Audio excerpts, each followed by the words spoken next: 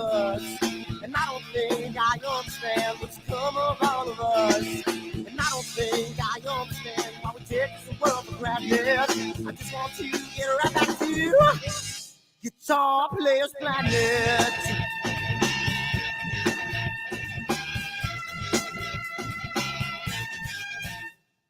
I see it in the papers, you read it every day. The riots and the fires going on in South LA. The muggers and the government, they're all wanting the same thing. They take you for your money, whatever else spring. Well, I don't think I understand why we're making such a fuss.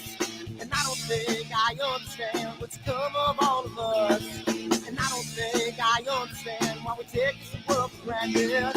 I just want to get right back to Guitar Players Planet.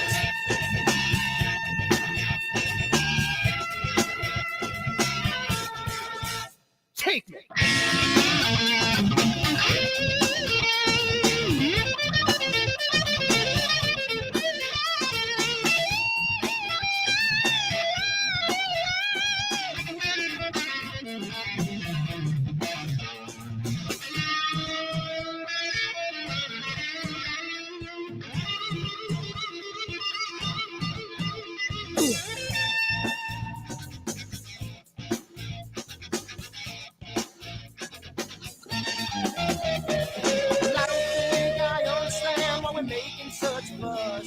And I don't think I understand what's come of all of us. And I don't think I understand why we take this world for granted. I just want to get right back to Guitar Players Planet. Guitar Players Planet. Guitar Players Planet. Guitar Players Planet. Guitar Players Planet. Guitar Players Planet.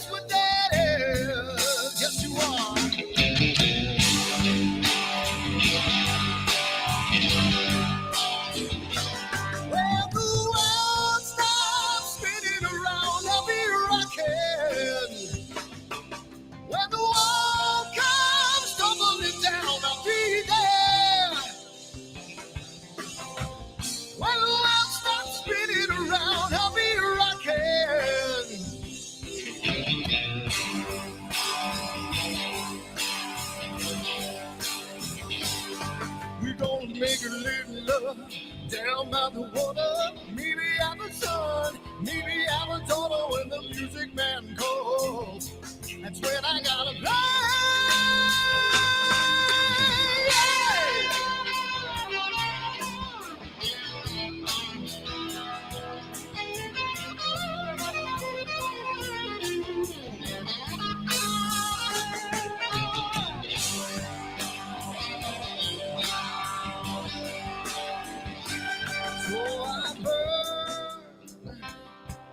For the things I never had,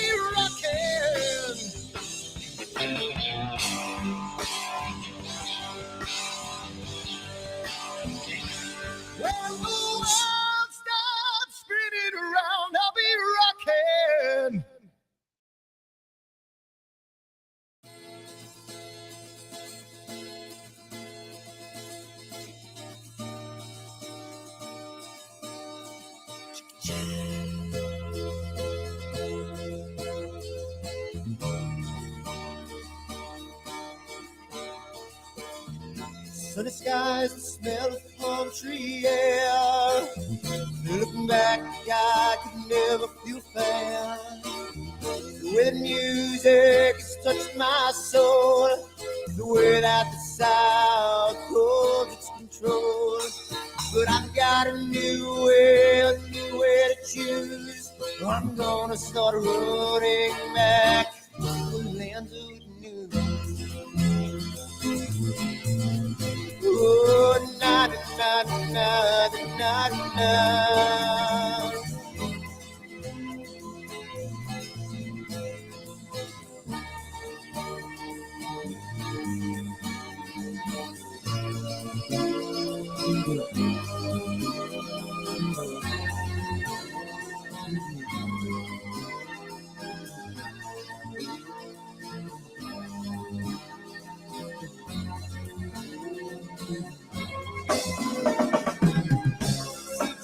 That I have lost my old friend. Got the sunset off the highway again. Then I get lost on a long summer day. I must go back before it's too late.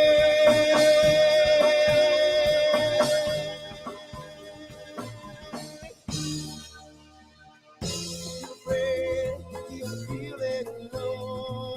Time and space can never unfold. The holidays can ring in your fear. The ghost-ring praise can only mean tears. And I've got a new way to choose. I'm gonna start running back for lands of blue. Oh, na na na na na na.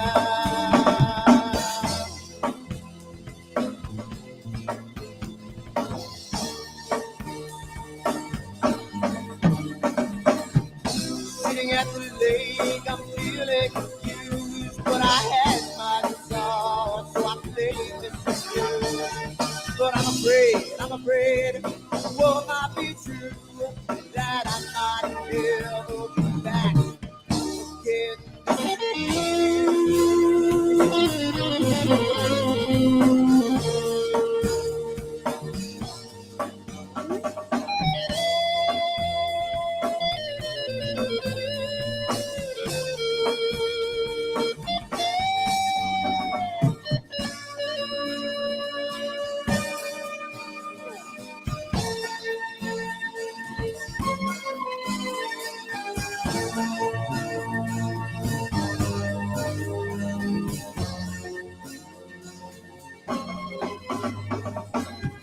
Seems to me that I have lost my friend. Got the sunset off the highway again. Then I get lost for one long summer day. I must be back before it's too late.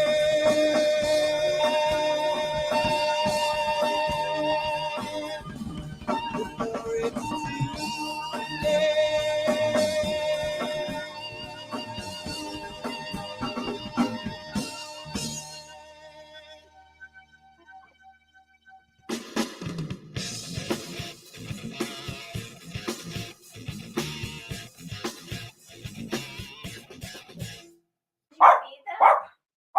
And the dogs are still barking, and Jen is home, and we are online. What's that? You didn't feed them? I totally forgot. I did not feed them. Pete, you there? Yep, I can Okay, hear. good, awesome. How's it going, everybody? We are online tonight. We are waiting for some of the other members to come join us. They're hanging out with their family and being on the little late side. So here we go. So we are on tonight, and it is Friday night. And as you can see, we got, are these pictures looping? I don't think these pictures are looping. And oh yeah, it's every minute. So just for a placeholder, I put the pictures of the month on the bottom. So they'll kind of go across and kind of hang out until we got some more people to fill in.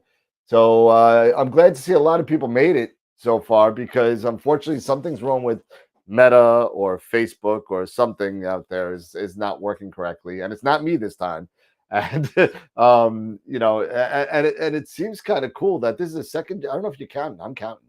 This is the second show in a row. We started off not time wise perfect, but no glitch, no audio issues perfect.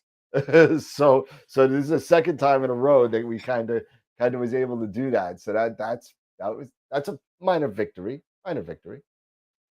But yeah, um so we're here tonight. There's really no kind of topic tonight. We're just hanging in there tonight and talking about astrophotography. I did put the new giveaway. I just literally 2 seconds ago, I just put the Optalong giveaway on the website. So it's up, it's ready to go. You can enter it. It has the list of everything we're giving away, and we're giving away something from Optalong once a month. And I can't even lift this up, it's so heavy. Once a month, we're giving away something last Friday of the month. And there's a list of what we're giving away. And if you win and you choose not and you want to kick it back and let it roll again, let us know. If you have something or can't use it, if you got a 1.25, you need a 2, whatever. But if you want to kick it back, let us know and we can do it. But we're giving away something every Friday at the end of the month, starting in June. And so we have the 1.25-inch planetary filter set, which includes the UV IR cut filter, RGB, and the IR pass at 685 nanometers. Then we have an L Pro, L Enhance, and L Extreme, all 2-inch, and an LRGB 2-inch set, and the SHO 2-inch 3 nanometer set. Yeah, so and that's going to be given away Thanksgiving for a nice Christmas present to someone, and you'll have that. So that's going to be awesome. So, so let's talk a little bit about our sponsors. I guess we got to talk about our sponsors that are giving us all this like kind of cool stuff, because we got to thank them and we got to thank our member sponsors. So let's talk about them real quick. So thank you for our main sequence level sponsor, Woodland Hills and Telescopes and Night Skies Network, who's going to be on the show in June sometime, I promise you, to tell us what they exactly do and how they kind of broadcast all these rigs all over the world. It's kind of amazing. After that, we got our Red Giant level, who Optalong has now joined the Red Giant trio of Prima Luce, Camera Concepts, and Optalong. So, and if anybody's watching out there, that's either, if you want to become a member sponsor or if you want to be a corporate sponsor, contact me if you want to be a corporate sponsor at dan@astroworldweb.com, and I can get you the packages that we go for. And then if you want to be a member sponsor, go to our Patreon page. Join us on Patreon. You get all these perks and shirts and hats and all this. I made member cards for everybody too. I'm getting corny. I'm making membership cards. So some stuff to go in there. And then we got at our Super Giant level, which we give away something every Friday from these guys until the end of the year. Every Friday from Masters of Pixinsight and IP for AP. If you'd like to, win something from them, sign up for that giveaway as well. After that, we got, of course, our member sponsors. So thank you to John G for our black, and I believe we have a new black hole member sponsor, and I don't know why it didn't make it here. So I apologize on that. I was running a little late doing this, and if I could hold on a second, if I could do it real quick, I'll fix it. But I'll make it up later to you. Sorry, guys. And then our Red Giant members. I know Dennis Hess is in the wrong spot here on this one, so I apologize about that. He's actually a Red Giant member. He's not here. So I apologize about Dennis. I promise I'll fix it on this slideshow for next week. I do apologize. And then our main sequence members, everybody except for Dennis Hess is right. so thank you to all of our member sponsors and everybody who's traversing over to the Patreon site. Thank you so much. If you want to join the Patreon members, I'll throw it into the chat in a second when I'm done yapping. And then our Protostar members, Kieran's Corner and Greg Myers. So thank you so much to them. As everybody knows, last what was it, 2 days ago, Wednesday, we had Richard Wright from Starstone Software. Now, if you haven't seen it, that was a really good show. He actually did it from a Starbucks. It was kind of cool. He had no internet, but it was a really cool, informative, funny show. I thought it was one of our better shows, and go check it out. Go look at it. It's on YouTube. Go check it out. Friday coming up, we got Eric Coles from the Astro Imaging channel, followed by May 20th. We got my buddy Maxi, who is an astrophotographer from Argentina. And then on May 25th, we'll be showing a taped version of the Cribs Woodhouse show, who is the author of Capturing the Universe. And if you haven't seen that book on Facebook being plastered all over the place, then you're not friends with anybody in astrophotography, because it's all over the place. So you get 20% off. I got a copy of it. It's really, really good. So go grab it. And of course, if you want to check us out on any of our other social media platforms, go join our Discord channel. Join it. I want to get 100 members on that thing, because the more people we have, the more information that's out there to help everybody. There's so much good content out there that we have out there. People answering questions now. Just imagine what it could be if we have double the members on there. So go grab the Discord. I'll throw that in the chat on YouTube as well. And feel free to do. Our Twitch membership is growing. We got 30 members on Twitch, which I thought I would never get into double digits. But it's going really, really good with that. And then our Twitter, Facebook, Instagram is doing well. So thank you for all the people who are supporting us on those platforms as well. All right. Eric is in the chat, and he just jumped into the screen. So let's see if I could get the 4 up. Let's see, 4 up? No, 3 up. Let's see if I could do this real quick. Eric, I'll get you on right now. Give me a second. And settings, and 50 is now Eric. Where's Eric? There you go, number 18. And he's got the hoodie on. Hold on a second. And there we go. And we got Eric. He is like the guy from Dune. Who is that? Yeah, or a Jedi. They always did that in the prequel. They always took the robe. They took the robe off, and that they always had to take the robe off in this grandiose gesture. But so Dan, I got a call from Richard Wright. Yeah, you were telling me. Yeah, actually, it was Thursday night. Yeah, last night. He gave me a call. He said he had an absolute blast, that he can't wait to come back on the show. So he's going to wait about 2 or 4 months, and then he's going to kind of come up with some new developments that he's got. He wants to be able to have something new to present for us. But he really had a great time. So to the viewer membership, thanks, guys. He absolutely enjoyed it. Loved the questions. So he just wanted to kind of reach out and just say thank you. He enjoyed himself. That's awesome. That's awesome. Yeah, big ups to the membership and everybody who was able to join in and participate. Throwing questions out there and stuff like that. So that was some really good questions. There were some really good questions out there, and that's what really drives, the show. It can go as so long as when you have this participation, and really great questions are getting asked and stuff like that. It's awesome.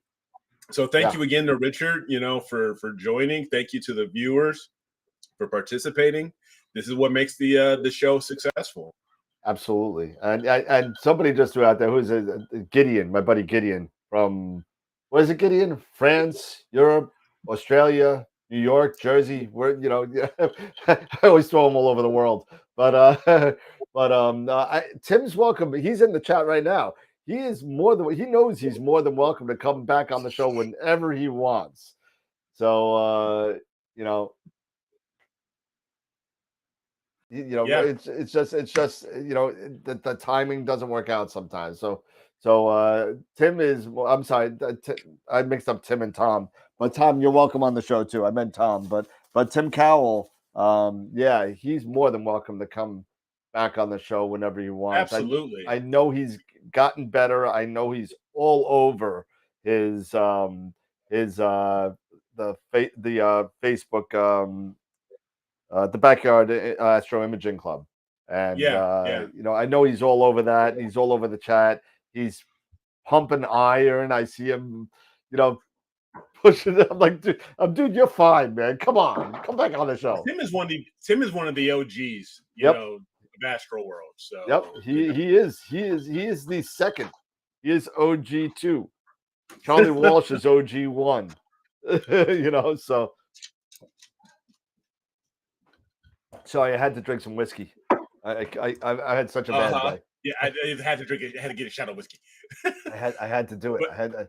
But you know what? It's listening, you know, and chatting with Richard has really, you know, given me some ideas as far as my imaging, and I'm really going to try to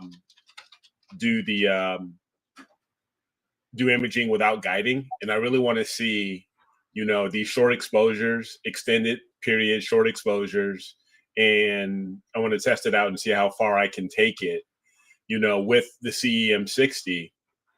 Maybe it's, you know, 10 seconds, maybe it's 30, whatever it is, without, you know, getting that star trailing, and just go from there. And Yeah, I mean, I literally have.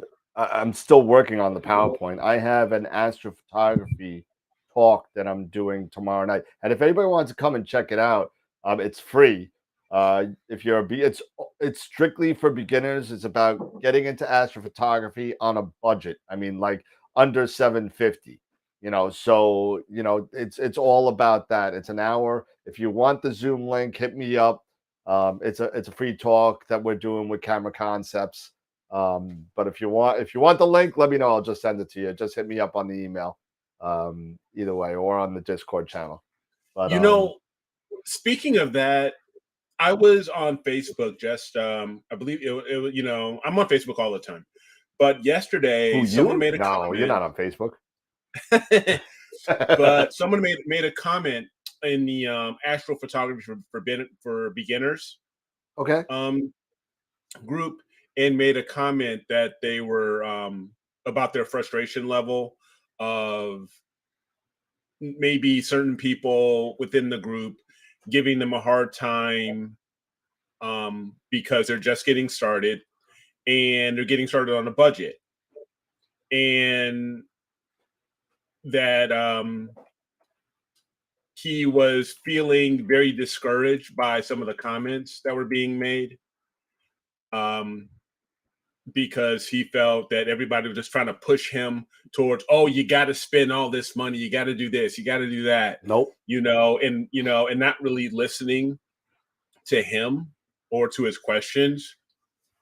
And so, you know, you doing this on tomorrow on Zoom, it just really struck a chord with me, thinking about that message in that conversation. I actually invited the person, you know, I made a post and said, hey, why don't you, you know, if he's interested, he can come on to, you know, come here, you know, ask questions, you know, no, you know, don't feel, you know, what, you know, that, you know, discouraged or anything like that coming here. Absolutely.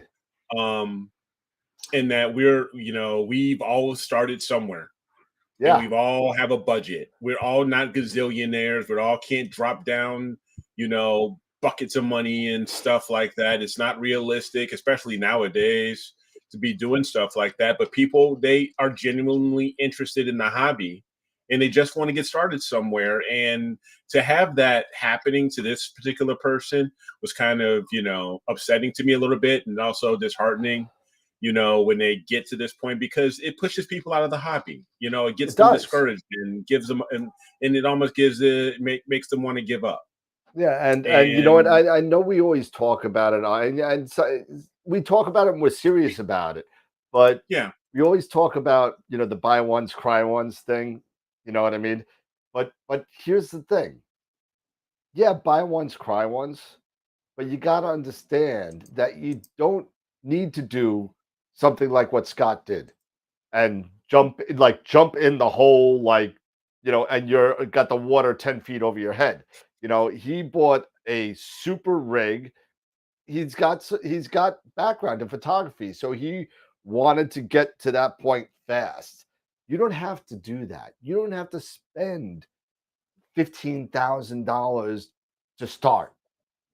You could spend. Okay, I didn't want to scare anybody, Scott, but you know. But yeah, but you can. I mean, it's the thing we keep talking about is just start talking about using what you have. Yeah. Okay, let's start out there. And if you have a DSLR, okay, you have a DSLR, you maybe have, if you want to make a small investment on maybe some lenses, like the Rokinon 135 is a great lens for astrophotography. It's a great prime lens for AP. If you want to think about getting other lenses, like I've seen, some 100, 400, zoom lenses, stuff like that. Get a simple tracker. Start out with getting a tracker, either the move, shoot, move, or or the others that are out there. Oh, you can get anything. From The move, and shoot, whatever. moves. You got the Sky Guider Pro if you want to go crazy. You also got the new the Star Adventure GTI version, not the AZ GTI, the newer one that just came out like 2 weeks ago. It's the AZ GTI Killer. It's their new version of it. There's so many different things that you can do. Lower cost. The CEM6, the CEM25, the AZT. I mean, heck, the AVX. As much as I give it, all kinds of mess. Oh, you give it all grief. I give it due, but it was what I got started with, and it is very reasonable. And Eric, I would give it grief too if I put the counterweights on and I put it horizontal and let it go and it didn't move. I would give it a little grief too. Right. But you get what I'm saying. We all start somewhere. Yeah. We all have questions. And, that's one thing I love about this show, about this community, is that for the most part, when people really are interested and are genuinely interested and want to get started, you ask questions, people will give you answers, unbiased answers, and they'll be cool about it. Yeah. But I'm going to get off my soapbox, but because we talk about this ad nauseum at times. Well, guess what I'm getting to play with next month? I'm getting the Stellina. Oh, for a second I thought you were going to say the AM5, but no. Please, I got too much stuff on that I'm paying off that I can't. I got the 9 1/4. I thought you were just going to get one so you can try it out and Oh no, I'm going to get that too, but I'm getting the Stellina too. So and then in September I'll have the Vespera. So nice. So yeah, it's gonna be fun. Well, did you hear that Ioptron is coming out with their own now harmonic drive mount? And Pegasus too. The only problem is that it's going to be. I think it's only going to have the drive in one axis. I think it's going to be an RA. It's going to actually have it in deck axis. Yeah, Pegasus is coming out with their Nix too. I think it's called the Nix. That they're coming up with that, and that's dual. That's a regular. That's a dual axis. Just like it looks a little rounder than the AM5. AM5 is very boxy, little box. Yeah. But it's kind of cool. I can't wait to see it. I already got two. I got two pre-orders for the Pegasus one. So yeah, it's funny. It's just that I can remember starting with an Astro Track back in 2012. Oh, those things sucked. Trust me. But you know what? I mean, there was really no Star Tracker at the time, right? I mean, it was the only show in town. And believe me, it was just an effort in futility. But as like Eric said, we all had to start somewhere, right? So that's where I started. Like 3 weeks later, I sold it. Yep, kind of like me with the what was it, the Sharp Star Mark III. Yeah. and the Stellar Mate. Oh, the Stellar Mate. Yeah, the one that you just that I had to take off I had to take it off YouTube because I was asked to. I threw it across the room. But I had that. We all had to start somewhere, and even I started with a 60mm Meade refractor. I mean, that was my first kind of scope that I spent over like $300 on back in I don't know, mid 80s, late 80s, something like that. And took some pictures, put my camera in there, didn't get anything, had to send it to the photomat to get developed because it was film, it was a very different time. And I think that's was a good point that Richard came up with on Wednesday night about how fast things are evolving in the lifestyle of astrophotography. Eric, I think you might be muted, or I was. there I you just are. got off. Okay, good. Myself off mute. I thought I saw the mouth move and the head No, it's move. like, And, oh no, I was like, oh yeah, it's like, my gosh. yeah, I mean, and when he was speaking of the death of auto guiding and all that kind of stuff, I don't know. I hear what he's saying. I get the small, the exposures, and you don't need to guide. But I'm sorry, Rich. I hate to say it, but I'm still gonna guide. I'm gonna guide for a little while longer, and it's okay. I mean, it's something that so many of us, all of us, I can say, for if I can speak for all of us, we're used to it. This is what we've been doing for years. Yep. It's not the norm for us to not guide, right? It's not the regular thing, No. either doing PhD or, with my ASI Air or whatever else. It's the thing that keeps also kind of that's been consistently talked about. Yeah. Hey, if you want to do long exposures, and long exposures are the key, you got to guide and stuff like that. But it's either guide or spend $15,000 on a mount. Yeah. So. And to Richard's point as well is that the CMOS cameras have gotten so much better. Everything has gotten so much better when it comes to cameras. That you really his comments about you really don't need to guide anymore because of the quality, the QE, the read noise, and so many other factors of these new sensors and these new cameras. You can get to a point where it's gonna, the guiding could, be a thing, that goes the way of the dodo at some point. But you never know. Just like my CCD cameras. Eric, I hear you, but believe me, when we start talking narrowband and you're starting to shoot 30, 45, an hour narrowband, you got to do guiding. Believe me.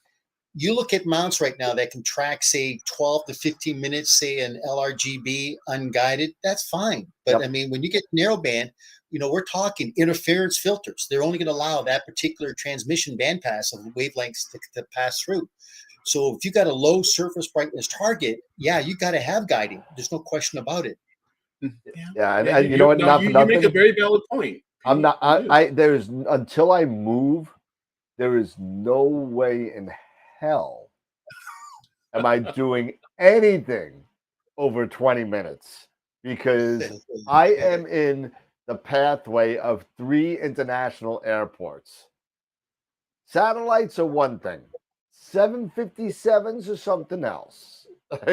So, and they come right across. I'm right in the landing, right on Long Island. I got JFK and LaGuardia to the west, and I got Islip to the east and MacArthur to the east. I got 4 airports going over. I got 757s over me all day. So that's not happening. But to your point, Pete, if you can and you have skies that are good enough to do that 40, 50, 60-minute exposures, I mean, unless you have an encoder-driven $15,000+ mount, you're going to need to do some sort of guiding. You are. You guys make valid points. Both of you do. So, I can also see when he was talking about taking, like, say, maybe 3,000 1-minute exposures. Mm-hmm. But to me, there's something about a challenge that I need when I do this hobby. And this is the reason I got into it is that, this definitely tests our challenge, and it tests our logical thought process to say, okay, what's the process of elimination? What is it? Is it computer related? Is it hardware related? Is it software related? So, the idea is that, yeah, we can go out there and anybody can take a pretty picture, but we're not taking pretty pictures. We're actually being the artist taking the photograph. And you're right, only you can appreciate the time, the investment, the cost that went into getting that photograph, that when people come in and they go, oh my God, look at that image. It makes you feel good because only you can appreciate the time that you had to invest to get it where it's at right now. Not just in taking the photograph, but also in the post-processing end of it. You know, that's the secret. Yeah, absolutely. It's. I always thought of it as a game. I guess that's why I like it, because it's like a puzzle game.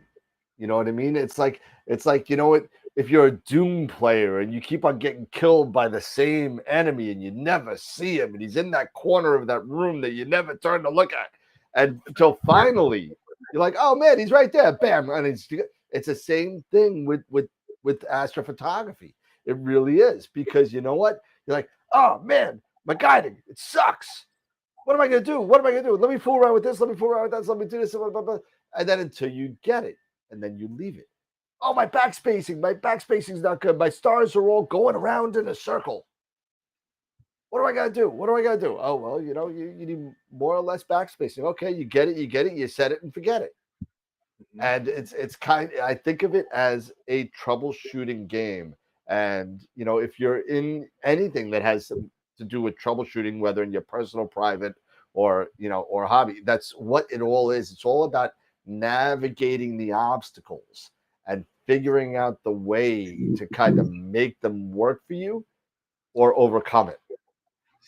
You know, Dan, I can remember my generation on Saturdays when you got your first vehicle. The rite of passage on a Saturday was to get together with a couple of your buddies and you change out the head or the carburetor, you know, on your car, right? You can't do that anymore. So this is the reason why I got into this hobby, because it just kind of circumnavigated that. That was my Saturday project, right? I mean, as I said, if it was easy, everybody would be doing it. Yeah, exactly. It's only you that really enjoy the hobby and the challenge that goes with it. They will only truly appreciate what it is that you've got. Yeah. What do you think, Scott? You're kind of quiet over there, man. That's had a rough day today. I'm just sitting here, you know, listening. Yeah. I think one of the things we do a great disservice, you know, well, not necessarily us, but people in the sales hobby, you know, that, or even people that are looking at doing this, they want an all-in-one machine, and this ain't the hobby for that. You know, exactly. I mean, there are people that want that from photography, and I'm sorry, but a 14 millimeter prime ain't the same as a 300 millimeter zoom, and the two of them do two very different things. Yeah, you know, and so, you know, we do people a great disservice by not addressing that and saying, like what Dan has said for a long time, what Pete has said for a long time, you know, and Eric has said for a long time, you know, what kind of imaging do you want to do? You know, yeah. What targets do you want to look at? You know, because how you look at nebula is going to be very different from how you look at galaxies. How you look at planets is going to be very different from how you look at globular clusters. You know, and so, you know, I think you have to figure out what you want. What do you want? What do you want to start? And pick a place and start there. Get good at that. That was one of the things that my father taught me years ago, you know, when it came to imaging and cameras, you know, because I wanted to jump in and spend all this crazy money on all these lenses. And don't get me wrong, I actually did that. But, you know, when I was a lot younger, he said, pick a lens. Doesn't matter body, pick a lens. Master that lens. Get very, very comfortable with that lens, you know, and then move on. Yeah. And that's what I did, you know. I think the same thing applies here with telescopes. Pick a scope, pick a target, the kinds of targets that you want to shoot, you know, find a good match in cameras and telescopes for that particular target, get really, really good at that, then move on. Yeah. And as you said, Eric, this is a testament to what you said earlier. And this is kind of what Richard was talking about is that he can go to these star parties and he'll go see an AVX or something. He says, you know what? I'll produce a better image than what you've got with your $25,000 rig. You're right. Hone your skill set on something that you can afford. Because once you get it honed and once you get your skill set honed in, believe me, it'll be so much easier when you do decide to kind of upgrade. And that's the most important thing. It's just right now, just jump into the deep end of the pool, just work with what you've got and just hone your skill set. Because truly, if you get good data, it doesn't matter what equipment you're using, what camera you're using. If you got good raw data, you can do anything in post-processing with good raw data. No question about it. So that's the key is that you've really got to kind of focus on your post-processing technique. Yep. That's some of the most sure. pathetic people that get into this hobby are the ones that have huge amounts of disposable income, and they buy, crazy, 50, 60, 80, $100,000 rigs, and they never learn. They all of a sudden they realize, oh, this is actually work. This is hard. This requires, some commitment. This requires some learning on my part. I can't just push a button and get what I want.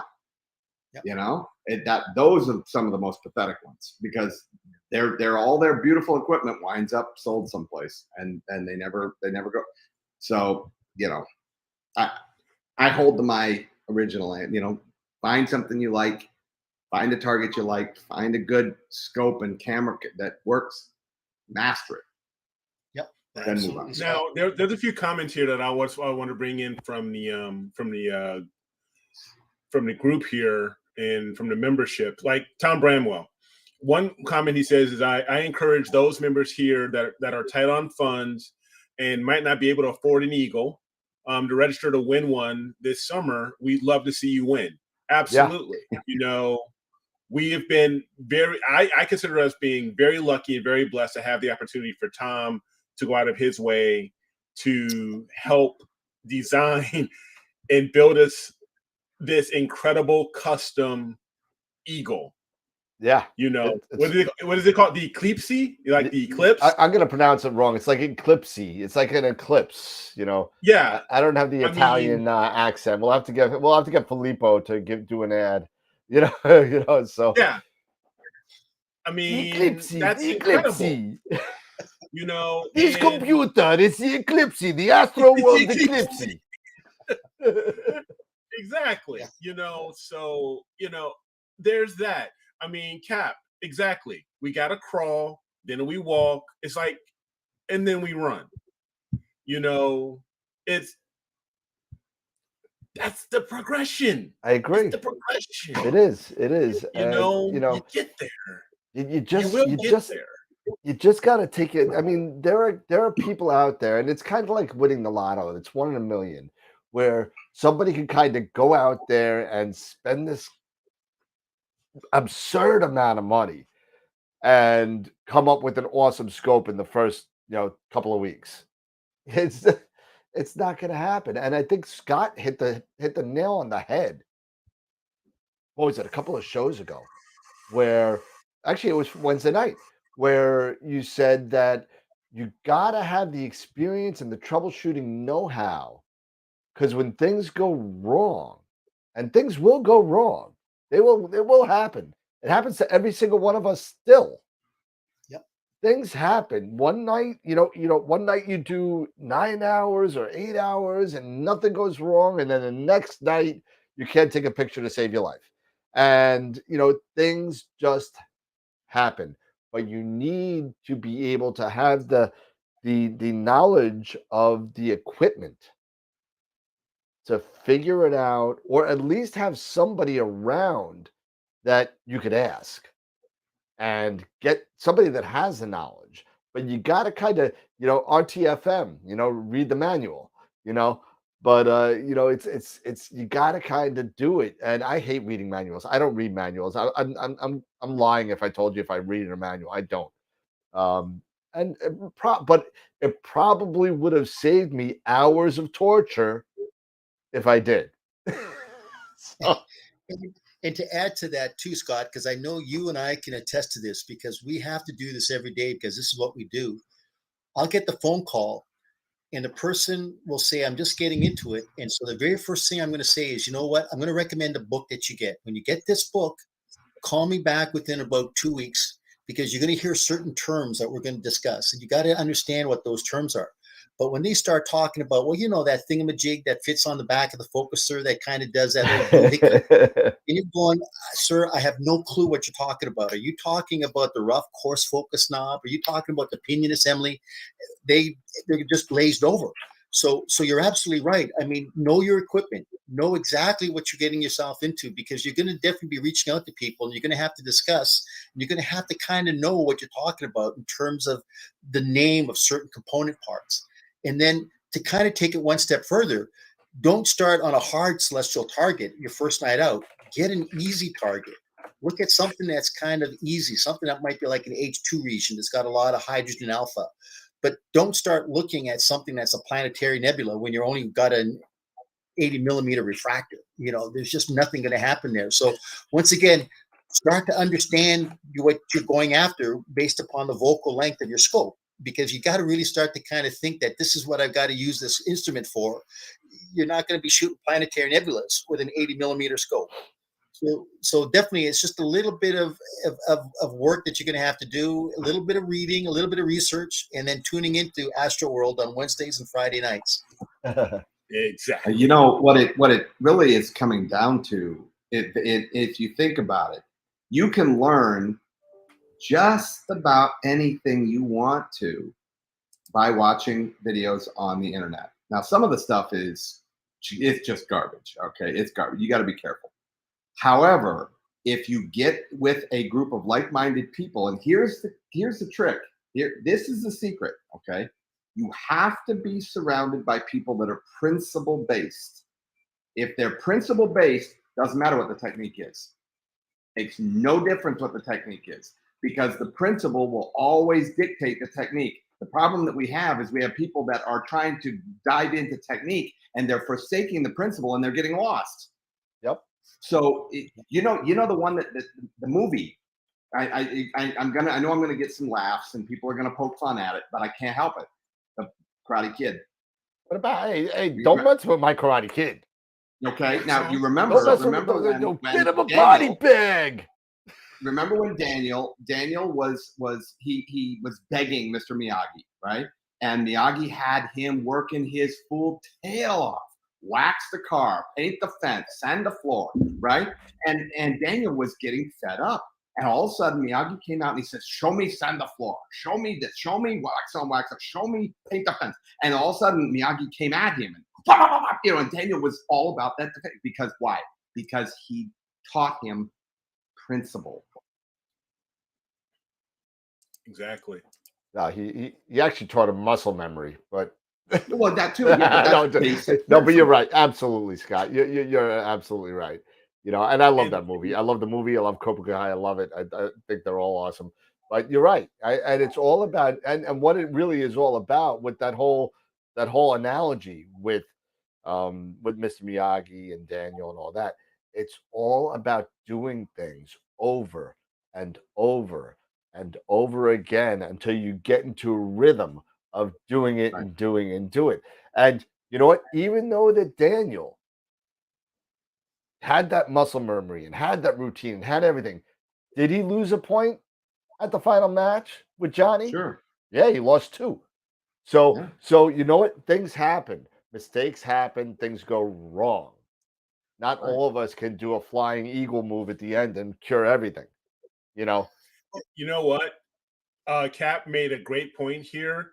If you can and will take notes as you image and process, and you'll be able to repeat those results. Yeah. Well, as you said, you learn by your mistakes, you grow by your successes. Learn by mistakes. Absolutely. You're going to make mistakes, but you got to learn those mistakes, because once again, you'll start to grow by those little successes. So it's going to be little baby steps. Like Cap said, you learn to crawl, you learn to walk, and then you run.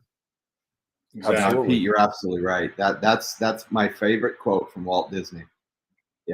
From learning from success, we don't learn very much, but from failure, we learn a lot. We keep moving forward, and that's one of the greatest lines that's in that movie, Meet the Robinsons, you know, where they were applauding him for making a mistake, and they were like, "Yeah, you failed," you know. It's like, wait a minute, what? You know, Yeah. and it's very true. You know, we learn on our knowledge base is accrued on the backs of all of our mistakes. And if you never make a mistake in life, man, let me tell you something. You've got a milquetoast, bland, you know, flavorless life. It's funny.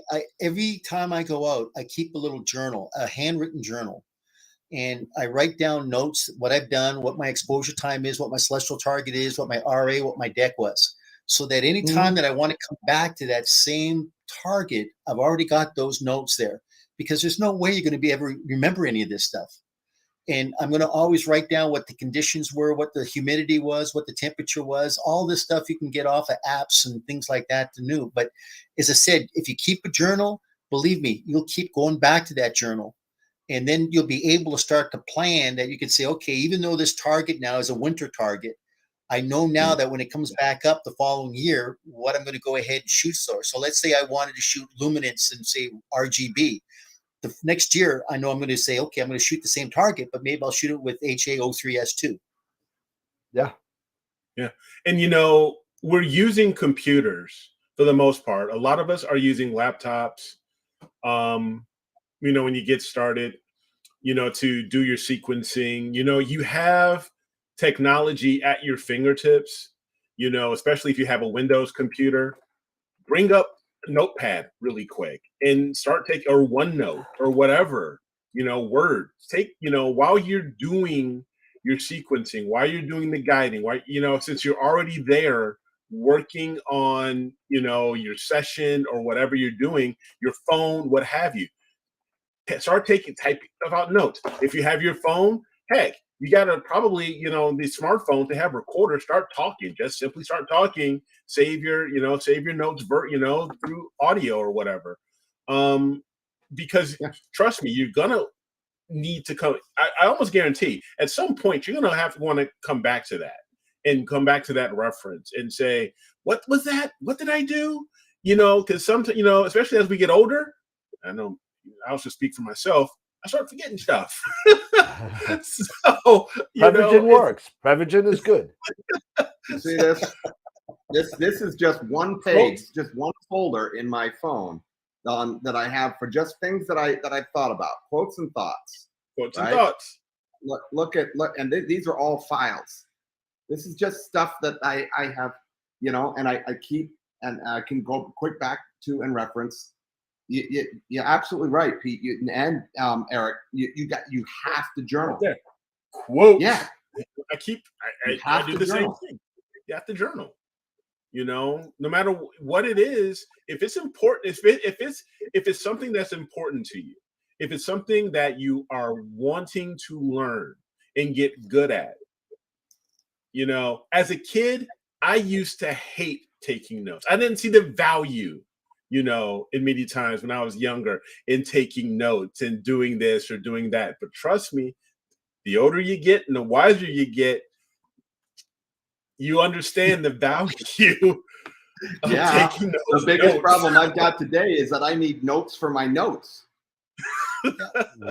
Need reminders for the notes. Absolutely. You know, Dennis mentioned something really quick. He threw out a question. When we were talking about mounts, we were briefly talking about mounts and the inexpensive mounts and stuff like that. He's asking, you know, we brought in Pete, you brought up like Ioptron and Pegasus are bringing out harmonic drive mounts.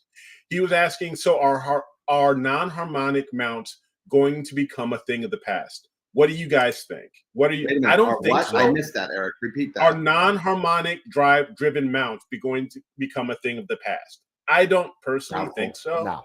I highly doubt it. EQ mounts, central, you know, CEMs, non-harmonic driven mounts are still going to be around. They're going to be around for a long time. I think there'll be another evolution, just as we went to belt-driven mounts from worm gear. I think there's going to be another evolution in the EQ. We already started with encoding mounts. So, I mean, there's going to be another. Pretty soon, encoders will drop down in price. and another evolution will occur. And it That's the way will it's keep on always. evolving like that. Yep. Yeah. You remember the very first flat screen you bought, Dan? It depends what you call. Oh, what I bought that was a flat screen was not a flat screen. I mean, this thing was That thick. no. This Oh, thing no, was no, no. thicker than that. I remember my first flat screen. I think it was a Samsung DLP. I remember the And, DLPs. remember the DLPs, the Yep. rear projection. That's It what was I a flat had. screen. No, I It had was the a flat front. screen. I had the front projection Yeah. where you had Okay. to pull.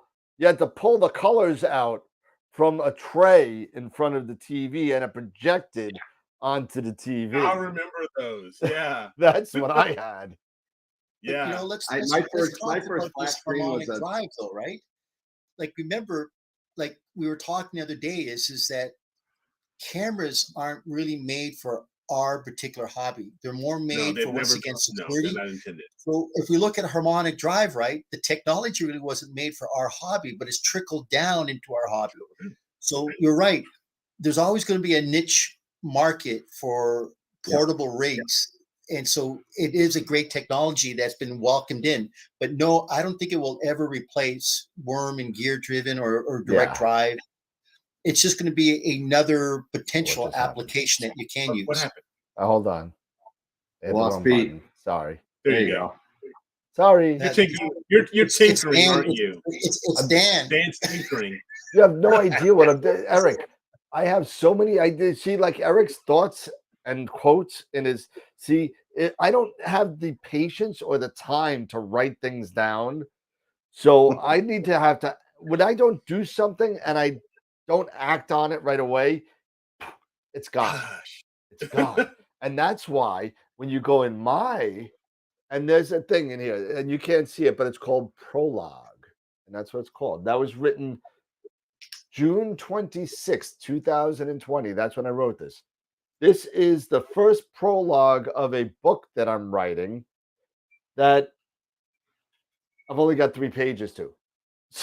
So I mean, I've had so many ideas in cars that about this book that I want to get going, but it's just I need to act on things right away. And too bad I'm not, retired that I could do that. I actually have to work for a living, and my thoughts go. Whoop.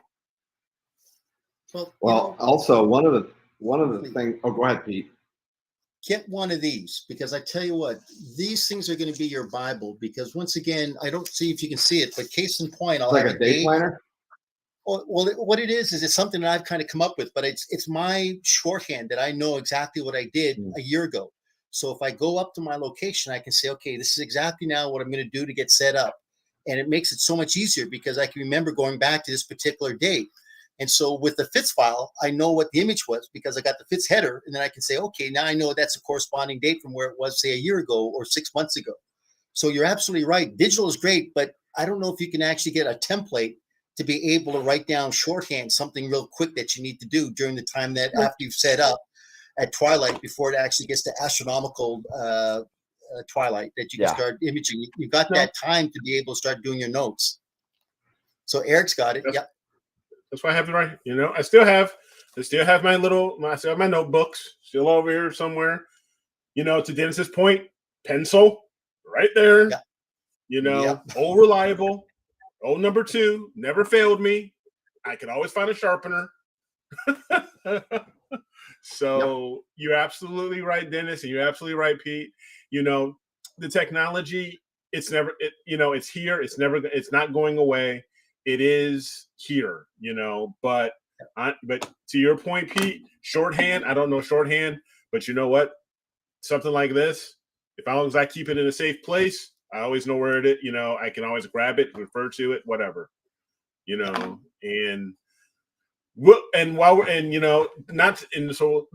a quick segue or shift a bit. I got a question on guiding, and I want to get you guys' take on it because I finally was able to get outside 2 days ago. Okay. Even for a brief time. And then I gave up because my guiding went to crap. And I'm struck, and and it's one of the things. And I'm using the Edge 8, so I'm using the Schmidt Cassegrain. Got it collimated. Everything is fine. I just don't understand why I have a great numbers for about I want to say maybe 20 seconds, and then all of a sudden either the deck or the RA, it could be sometimes it's random, just goes off. It'll just go off, it'll just just spike out of nowhere, and it's no rhyme or reason. It's not like it was hardly any wind. I'm talking about like maybe 3 miles per hour winds, stuff like that. And it was just frustrating. Here I am, I'm trying to actually image M106, the M106 group, because you've got a lot of smaller galaxies, right there next to it. And everything looks great. And then all of a sudden something clicks, something happens, and then it settles down again, and then it clicks again. And then it just jerks. And it's almost, and then I get the image, and then I've got these small trails, because either the deck at one moment just for some reason wanted to go goofy, and the RA is still like at 0.38. It's like flat. And then and I got to the point where I was like, you know what? I'm already in bed. I'm just gonna shut this damn thing down and go to sleep, and I'll figure it out and I'll try it again.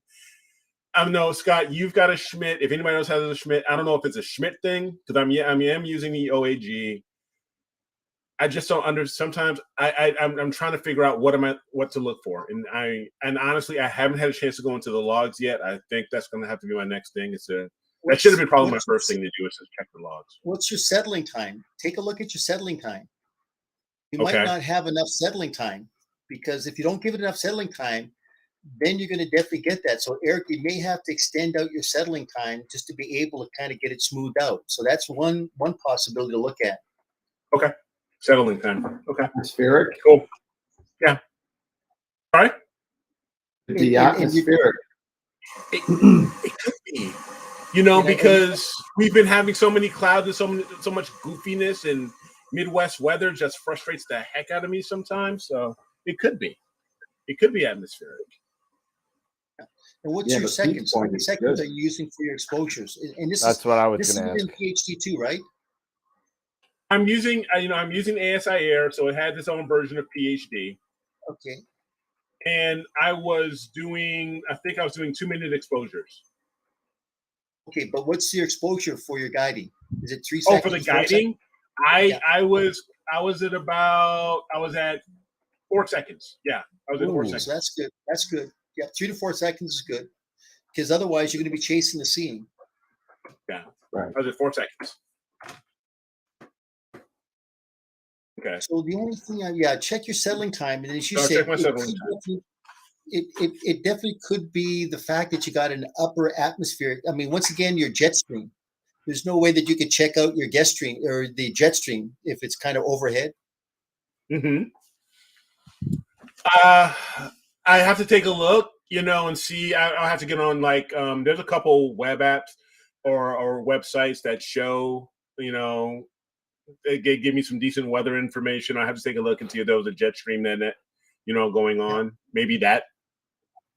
I'm not really sure for some, I don't understand that. And maybe, sure, maybe other people don't.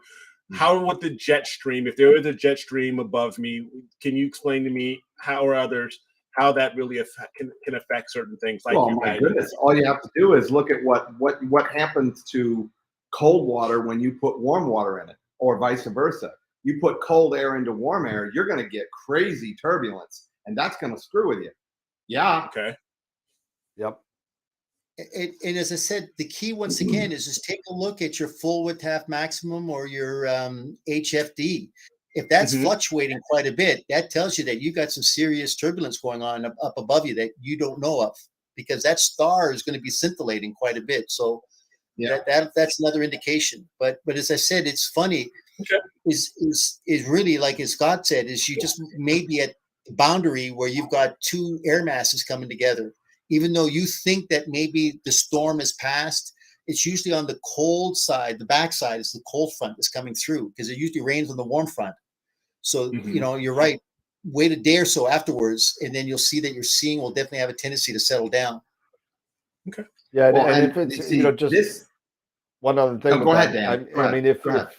if it's just intermittent, is it just intermittent like that, where it just is good and then it's crap and then it goes back to good, or is it good and it's crap and it continues to be crap? It was a mixture of both. I actually recalibrated. I'm not sure, you know, it was a mix. So it was at one moment it was nice for about 20, I'd say like 30 seconds, almost a minute. Then it went to crap, and then it stayed that way for a while. What's your Right? declination It was backlash? just. Well, sorry? yeah, declination What's your backlash. declination backlash? Have you measured that? No, I haven't. It's only in deck, right? Okay, it's only in deck, right? We're not talking RA. We're talking Yes, declination. deck. It was right? only in deck. Yeah. It was only in deck. So you could definitely have potential declination backlash too, because once again, what's the mount? The G, is it the celestron It's mount? a C. It's a no. It's a CM 60. It's a Ioptron CEM 60. You can adjust that backlash in mount, can't you, Pete? Isn't there a way to do that? That's a good question. I don't know anything about the Ioptron mounts because I've never used one, and I've only used like the higher end mounts, so I don't know about the CGEMs. So Right. I think Quiv had a video on it. He did. Yep. And Ernie made a good point. When was the last time you ran your guiding assistant in PA? Oh, you don't have one. You don't have. I don't one. have one. I don't have. You know what? one. You may want to just download PhD 2 and just run some of the tools on there on the side, and Yeah. you know, and get an idea of what's going on, because see, that's one of the ASIR is really good, but you know that there's so much more you could do with the full-blown version of the program, and you could troubleshoot a and little bit Scott's more. laughing, but you know what? I agree, and this is one of the reasons why I am sincerely, even though the ASIR is never going to go away from me, Nope. it's going to be a part of what I do for a lot of things. I'm You be quiet. Where's he going? What's he doing? I am sincerely, you know, I'm working on even on my desktop here on my new computer, and I've got it on my laptop. I've installed it on my new rig. I've installed Nina. Okay. You know, and I will, and I'm probably going to get with you, Dan, at some point to help me so I can get through and get the initial stuff going so I can work with Nina. And get PhD 2 and everything else. So it is going to come. It's going to be in the arsenal. It's going to be in the either, you know, sitting there on either the laptop or my desktop here. Because like one of my plans is I've got this, I think I got a 75-foot active USB 3 cable. Yep. I'm actually gonna run this thing into the basement. Come on, man. I'm gonna put it in conduit and I'm gonna bury it and all that stuff. And I'm also I gotta have you come to my house when I get that telestation built. Because it's gonna happen. But anyway, so well, AZ4 runner Jason just threw out a question regarding PhD guiding. Is a longer exposure better or worse for PhD 2 guiding? Well, there's a sweet spot. I've heard it's the you know, if you can get it a little bit longer, you know, like that 4 seconds, 3, 4, 5 seconds. I heard it. Yeah. I thought I heard it was 3 to 4 seconds is fine, because if you get less than that, you're chasing the seeing, and you don't want to be chasing the seeing. So give it at least 3 to 4 seconds minimum. Yeah, I use 2.5, and I seem to get good results. It really depends on a couple of things. I got crap skies in New York. It's just horrible. And, you know, even though my seeing's probably the worst in the country next to LA, Tokyo. Well, I'm talking US. I'm not talking, you know, I'm not talking New Delhi or something, you know, but you know, the whole thing is that, you know, 2.5 seems to be good for me and my 127. However, it's not good for, let's say, my 150 or my 9.25. I may have to go a little bit longer or shorter, depending on your image train, depending on your seeing. You know, that oscillation of the star is going to be affected by it. Like, I'm in a jet stream, so my stars go every couple seconds. You know, so that's going to affect my seeing. So should I maybe guide at 3, 3.5, 4?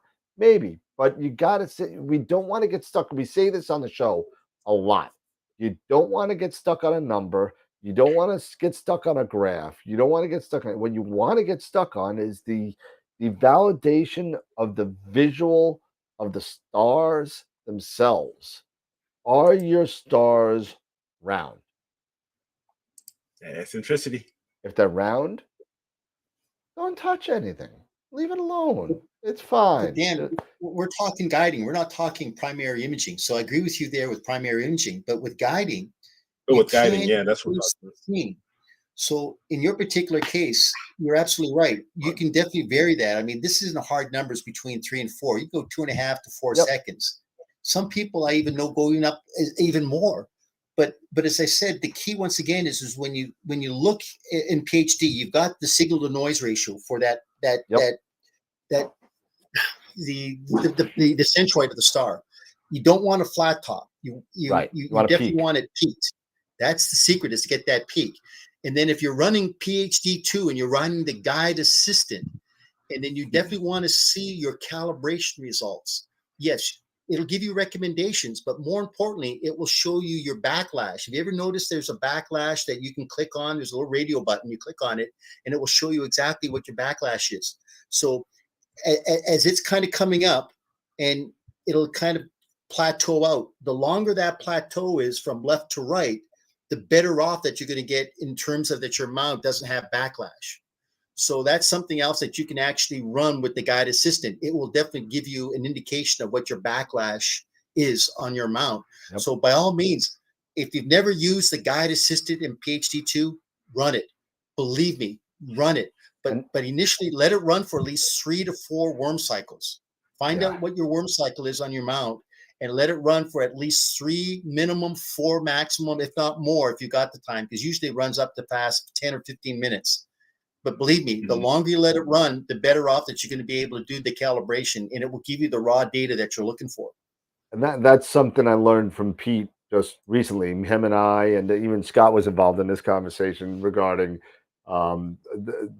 man, I was having some, for whatever reason, like it was one of those days where my guiding was just crap. I have an EQ8R. Why is my guiding crap? Why is my calibration failing? Why it's a $5,000-$6,000 mount? Why am I having an issue?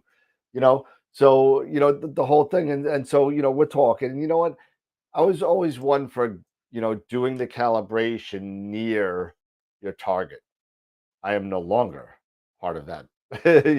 I am no longer part of that because of the conversation that started with Scott and ended with Pete on when and where to do your calibration in your sequence. And I don't know, Pete, if you want to touch on that, because you are a little bit more knowledgeable on this. I mean, maybe you could talk about that a little bit, because that totally fixed. And there's one other setting that I'll tap on at the end on PhD 2 guide, and then I'll tap on. But if you could go into the semantics of that, that'd be great. Well, as we said, we had Heinrich on with Star Aid, right? And remember, with Star Aid, you didn't need a specific place to do your initial calibration. That particular guide scope, you could literally point it anywhere and it will do a self-calibration. But if you're using PhD 2, it's very important that when you set up your initial calibration, you have to be plus or minus 30 degrees above or below celestial equator, 1 to 2 hours east or west of the meridian. You pick a 5th magnitude star within that particular region. And what you do then is you click on that star, you start to guide it. After about 5 seconds is when you click on the guide wizard, and the guide wizard now will take over.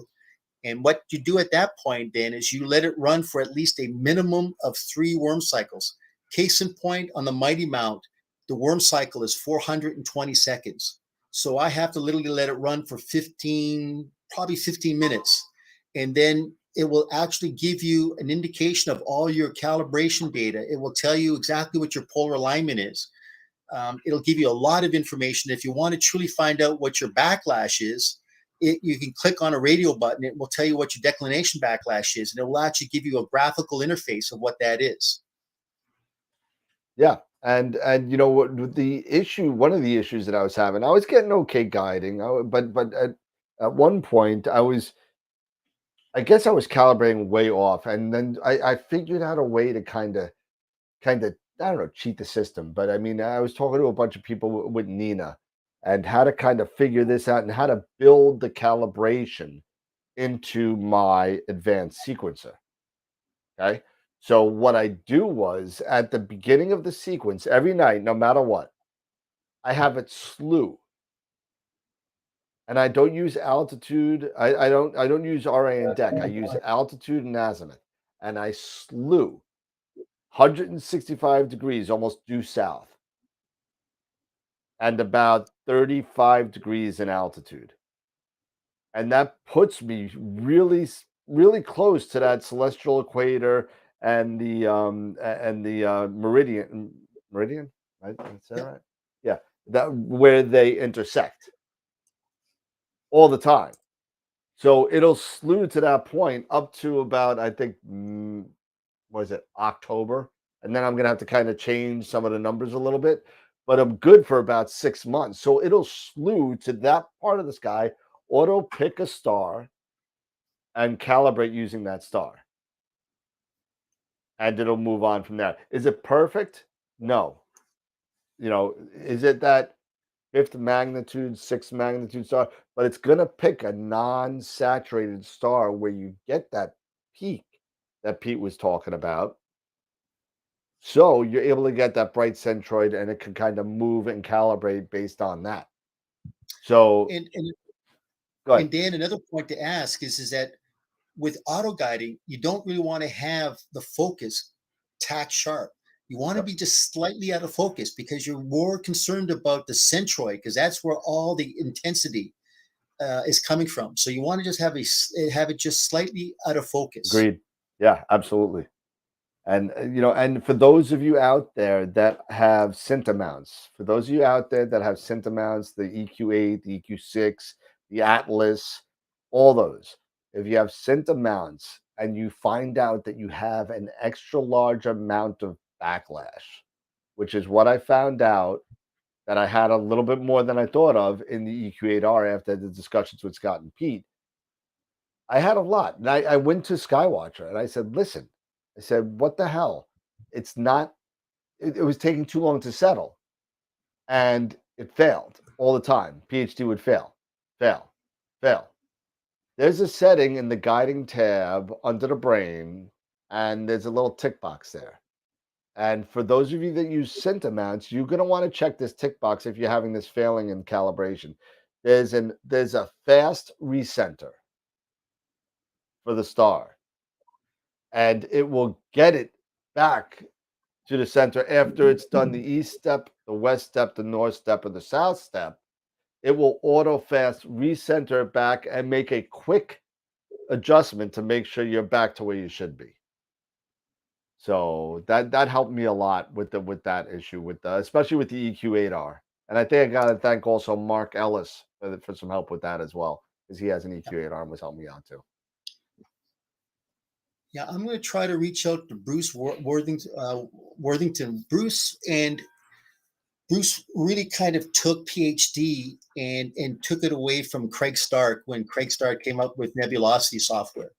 And he and Andy Glasso have really just kind of made it where it is today. And I've been reaching out to Bruce to see if I can get him to be a guest. So I'll reach out to him again. I'll see if we can get him to come on board, because he'd be really a super guest to have to talk about the intricacies of PhD too. Yeah, for sure. I guess everyone was thinking I was saying Cinta mount instead of Cinta.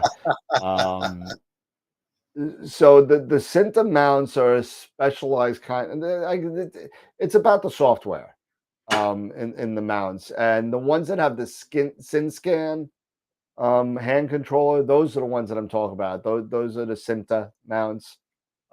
Pete, if you want to go into the background of the company and that kind of stuff, you can, because I don't know it. Celestrons. What? No, Celestron's different. No, it's not the Celestron mounts. Yeah, so it's the EQs, the HEQs, the SynScan hand controller type mounts. And Pete, if you want to go into more specifics on that, you can. Well, I'll be honest with you, Dan. I'll be honest with you. I've been just dealing more on the high end stuff, because that's kind of where my expertise is, because I couldn't tell you literally anything on the Celestron mounts, the Ioptron mounts. I've never used one. Right. I mean, I've used the harmonic drive mounts from Rainbow and Hoban, but as I said, when it comes to like the mounts, the CGEMs, I really don't have a clue about them. So you probably have more information. But I mean, if somebody wanted information on a plane wave, a Mighty mount, the Lost Mandy mount, yeah, that's kind of more my expertise. A 10 micron, yeah. Yeah, sure. Yeah. This is more of the entry level up to right before you get to that point is where the price ends for these Cinta mounts. Anything, even the CGXL, even though it's not a Orion Skywatcher, which is basically thank you, Ernie, for confirming that those are the Cinta mounts that require like EQ mod. If you use EQ mod, then you have a Cinta mount. So that being said, if you have something like that with the EQ8R and you have something with the settling issue that I had, try that little tick box of Fast Recenter on the guiding tab. Check it out. See, it might help you.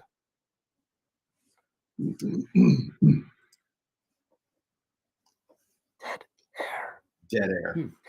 Dead air. What happened? Dead air. No. It can happen. I was looking at a few.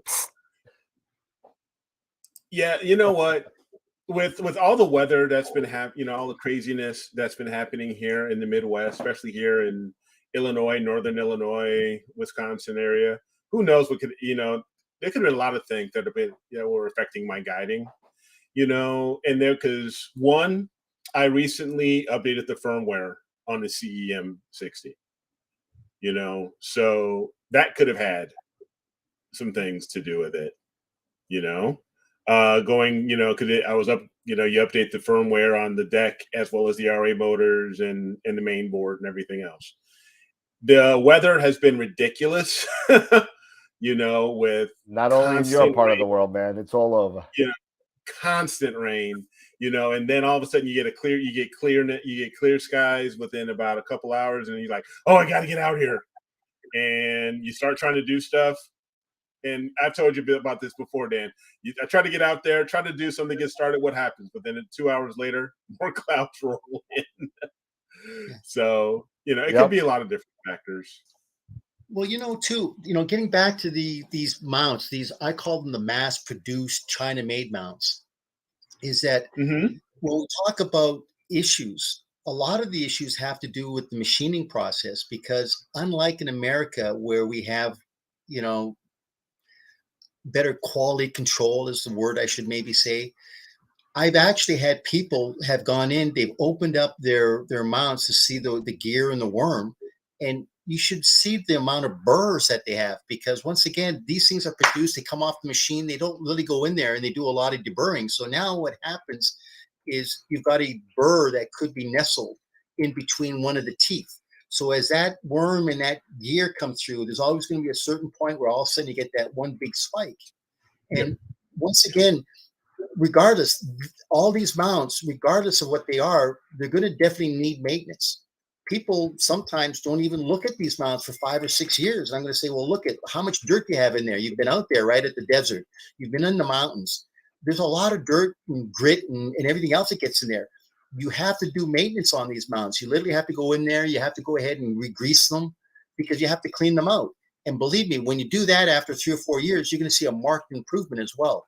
So don't be afraid to open up some of these mounts. These mounts aren't really kind of like working on a new car. They're basically just mechanical things that you can go in there, take the cover off, and there's a real simple process that the manual will tell you how to go ahead and do preventive maintenance, or literally you can find that information out on a YouTube. Yeah, and you know what? It's great advice there, because I honestly, since I've had my 60, I haven't, and I've had it now for about 2 years. I haven't done any maintenance on it, and I bought it pre-owned. So I don't know if Chris, the previous owner, if he had time to do that. So, that's a great point. Or if he beat it like a redheaded stepchild. You don't know. No, it's been good. Stop, Scott. Not for nothing, but one of the biggest culprits. I mean, Pete makes a great point with the metal burring and such. The manufacturing. I don't want to dig too hard on this because I want to be I don't want to be politically correct. Hell with that. But I don't want to inadvertently just piss people off for no reason. But quite frankly, the a lot of the stuff that comes out of China is junk. It's terrible. I can't tell you how many things I have purchased from there. I'm gonna stop this for a second there. Scott, sometimes, unfortunately, yes, I will agree with you 1,000% on the quality of many American-made products. The quality control, all of that on many American-made products is first class. But also, when it comes to a lot of these mounts that especially like you have, or even that Pete, you work with and things like that, these higher end mounts, when you're in a position like someone like me or people who are just getting started, we have to start, like we were talking earlier, we have to start somewhere. And we have to go with these lower end or less expensive or mass produced mounts because this is in our budget. This is the mark. We are those that the Ioptrons and the Celestrons and the Skywatchers. We are their target audience. People like me and people who are just getting started. We're their target audience because we have to stay within a budget. We don't really have much of a choice. I would love, honestly, if I had the money to get a software bisque. I would love to go down the street, literally, less than a 15-minute drive to McChesney Park, Illinois, and walk into Astrophysics and get myself a Mach 2. I would love it, but I can't, so, and to Pete's point, these are the things where I have to learn, I'm going to have to learn how to tear apart my mount. I'm going to have to tear apart this mount and learn how to do maintenance on it, because don't get me wrong, Eric. I'm not saying that all of the mounts out of China. I'm not talking about just mounts. I'm talking about their manufacturing process in general. Oh no, it's a lot of it you have very poor quality control, or because they are mass produced. You don't have a great quality controls, in certain factories or what have you. I'm not going to dispute that. I totally get it. I mean, heck, that's why every once nowadays, hell, I'll have to buy a new TV every 4 or 5 years. Where back in the day, my parents' TV, my grandparents' TV, when they got it, that sucker still worked when I was a kid. Yeah. And nowadays, the TVs that I buy, I'm not going to say a brand name, but it'll only probably last me 4 years. Yeah. So to add to that question, maybe it's not the manufacturing process from China that's bad. It's the quality control process. Yes. That has a lot to do. Yeah, because you're right. It's kind of like, you can get a good product from China. You pray to God it's maybe not a Monday morning or a Friday afternoon, kind of like we had the same thing with the X cars. Remember Detroit? Remember the 70s when we had the X cars? I mean, they were garbage. So we kind of went through the same thing. Believe me, I think that China is going to be in a position where they will definitely get great quality control. I just don't think that they're there yet by our standards, what we would compare to, say, American QC control. But they will get there. What's one of the biggest complaints, Pete? What's one of the biggest complaints about some of these mounts? It's the grease. Well, I mean, I can tell you a prime example. When I was at OPT, I'm not going to say amount, but I'm going to say a particular camera manufacturer. If you pushed the cooling up to 90% load for any length of time, the fan would quit on you. So you literally now would have to either ship it back to who you bought it from, and they would have to accumulate enough cameras to make the shipment back to China worthwhile, or you literally would have to box it up and ship it over there, and you would literally wait 6 to 16 weeks to get the camera back. So I always told everybody, if you're going to buy this particular camera, you might want to get a second camera just in case. Or buy a different one altogether. Buy a different one altogether, or don't push the camera past 10 degrees below ambient. You don't want to do it. Since then, they've fixed that problem because they knew that that was the weak point. But as I said, Dan, you and I know the strengths and the weaknesses of all these OEMs in our company, in our industry. Yeah. We just know which ones we'd recommend and which ones we would say you don't want to go with this because this is the situation. Yeah, and it looks like Tom Daigon had an issue in the last couple of months that he had to return EQ8R and EQ6R and the CEM70 due to some sort of quality control issue. But I gotta say one thing, and I'm not trying to say that that is an issue. Quality control is an issue. I know that even Celestron, Skywatcher, everybody's been having the issue that has any sort of manufacturing in China, which is probably 90% of the entire hobby or lifestyle, whichever way you think about it, with the exception of Teleview, Astrophysics, and Precise Parts. I mean, I mean, I'm sure there are more, and but for the most part, everybody is outsourcing to China and getting stuff back because of either the cheapness of materials, the cheapness of labor, whatever it is, doesn't matter. But the whole thing is that I gotta say, I've had two of those 3 mounts, Tom, that you have mentioned in your statement. And I've also had an Atlas too, which is another Cinta mount. I've had an EQM35, which is another Skywatcher mount. I've had probably like 3 or 4 other mounts throughout the course, and most of them came from China. And I consider myself very lucky. I have not returned one of them. As a matter of fact, I've gotten better results than I thought I would have gotten with these mounts. And I see the same thing that Pete sees when people return stuff and they're lemons and there's bad gears, or to Scott's points, the grease is bad and it's just not moving, or the gears suck and the machinery has a burn or whatever it is. It doesn't matter, but it happens. It happens a lot. But I think when it happens 2 or 3 times to one person, like it did to you, Tom, you get that bad, bitter kind of taste in your mouth, like you just ate a really bad spree. It's like, you're like, oh my God, it's hard when you never want to do it again. And I get it, but you got to think about it as a grand scheme. The amount of mounts that they are just trying to push out there, thousands of mounts and mass produced. There's a lot of there's a lot of demand. There's lack of inventory right now. So there's a lot of demand to get these pushed out. And it's tough. It's tough. And Scott's point, with the pandemic, there's a lot of things that, especially in China, a lot of restrictions right now because of the pandemic. They can't. A lot of people can't work. So you're having a lack of quality control because of this type of stuff. So there's a lot of things going on. And it's not, Eric, you're right. It's not every company. No, there are some Chinese companies that, man, let me tell you something. Their quality control. Hey, I'll show you one.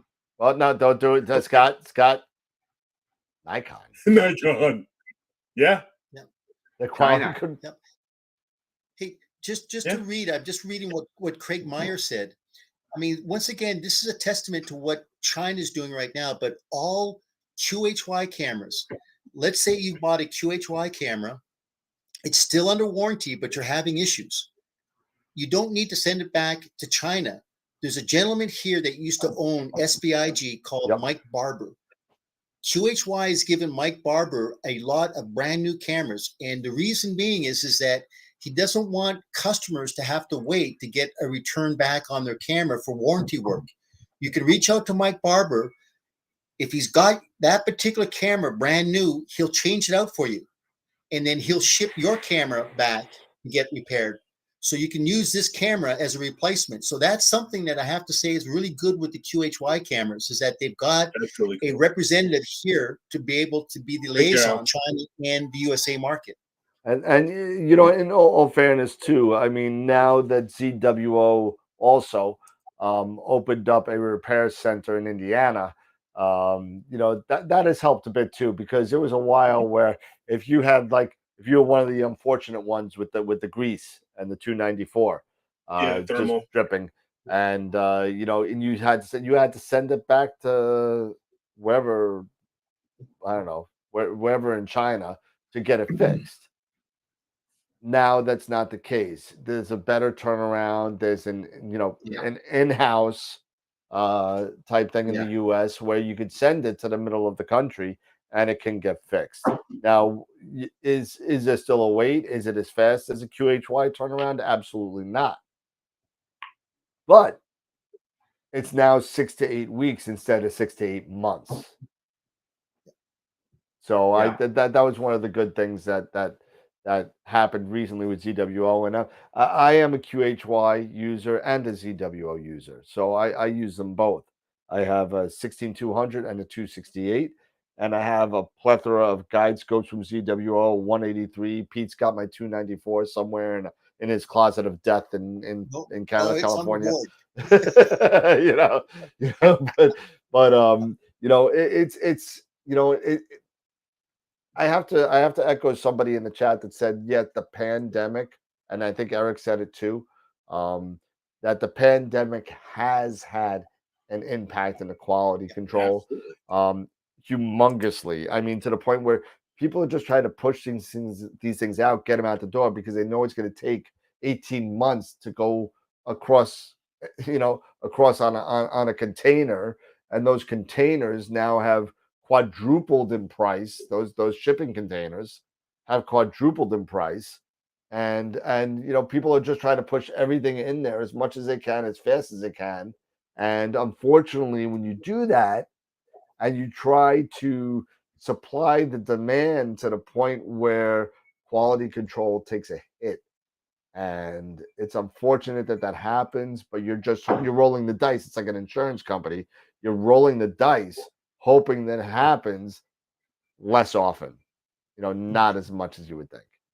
Hey, this is off topic, but remember that cargo container that had all those luxury cars that went down off the in the Atlantic Ocean? Did they ever were able to raise that thing up? I never heard anything else after that. I don't know. I thought you were talking about an Edsel, but I think I'm dating myself there, but that's way before even my time, actually. But couple of questions in the chat. Yeah. Yes, I'm going to look. Yeah, what do you got? Yeah, there's Scott. Scotty, what do you got there, Scotty? Yeah. Yes, the other Scott C. Not yeah, me, no, I saw that. The other one says, "I'm so new to the hobby, I don't even know if my stuff works well or not." It's funny. Yeah, Chris says, Peter, the My T tripod showed up. The mount comes tomorrow, and the clouds are. Oh, okay, that's not a question; it's a statement. Yeah. Yeah, he bought a My T. It was all over the Discord and everything. He's really happy about his My T. Chris Fierskin. Yeah. We'll take the time, Chris, and we'll go through a training session on the SkyX Pro.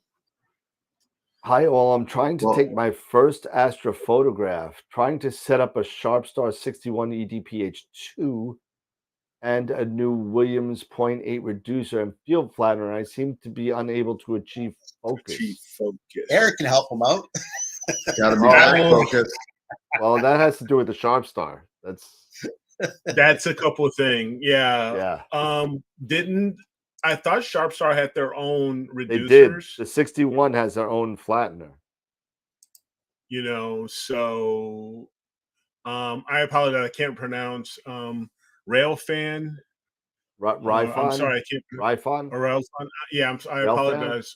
But if you're unable to achieve focus, one of the things is, to take a look when you're taking those first, those exposures. Take a look and see how the stars, see what direction they're pointing, because I'm sure they're elongated maybe somehow, right? And take a look at that.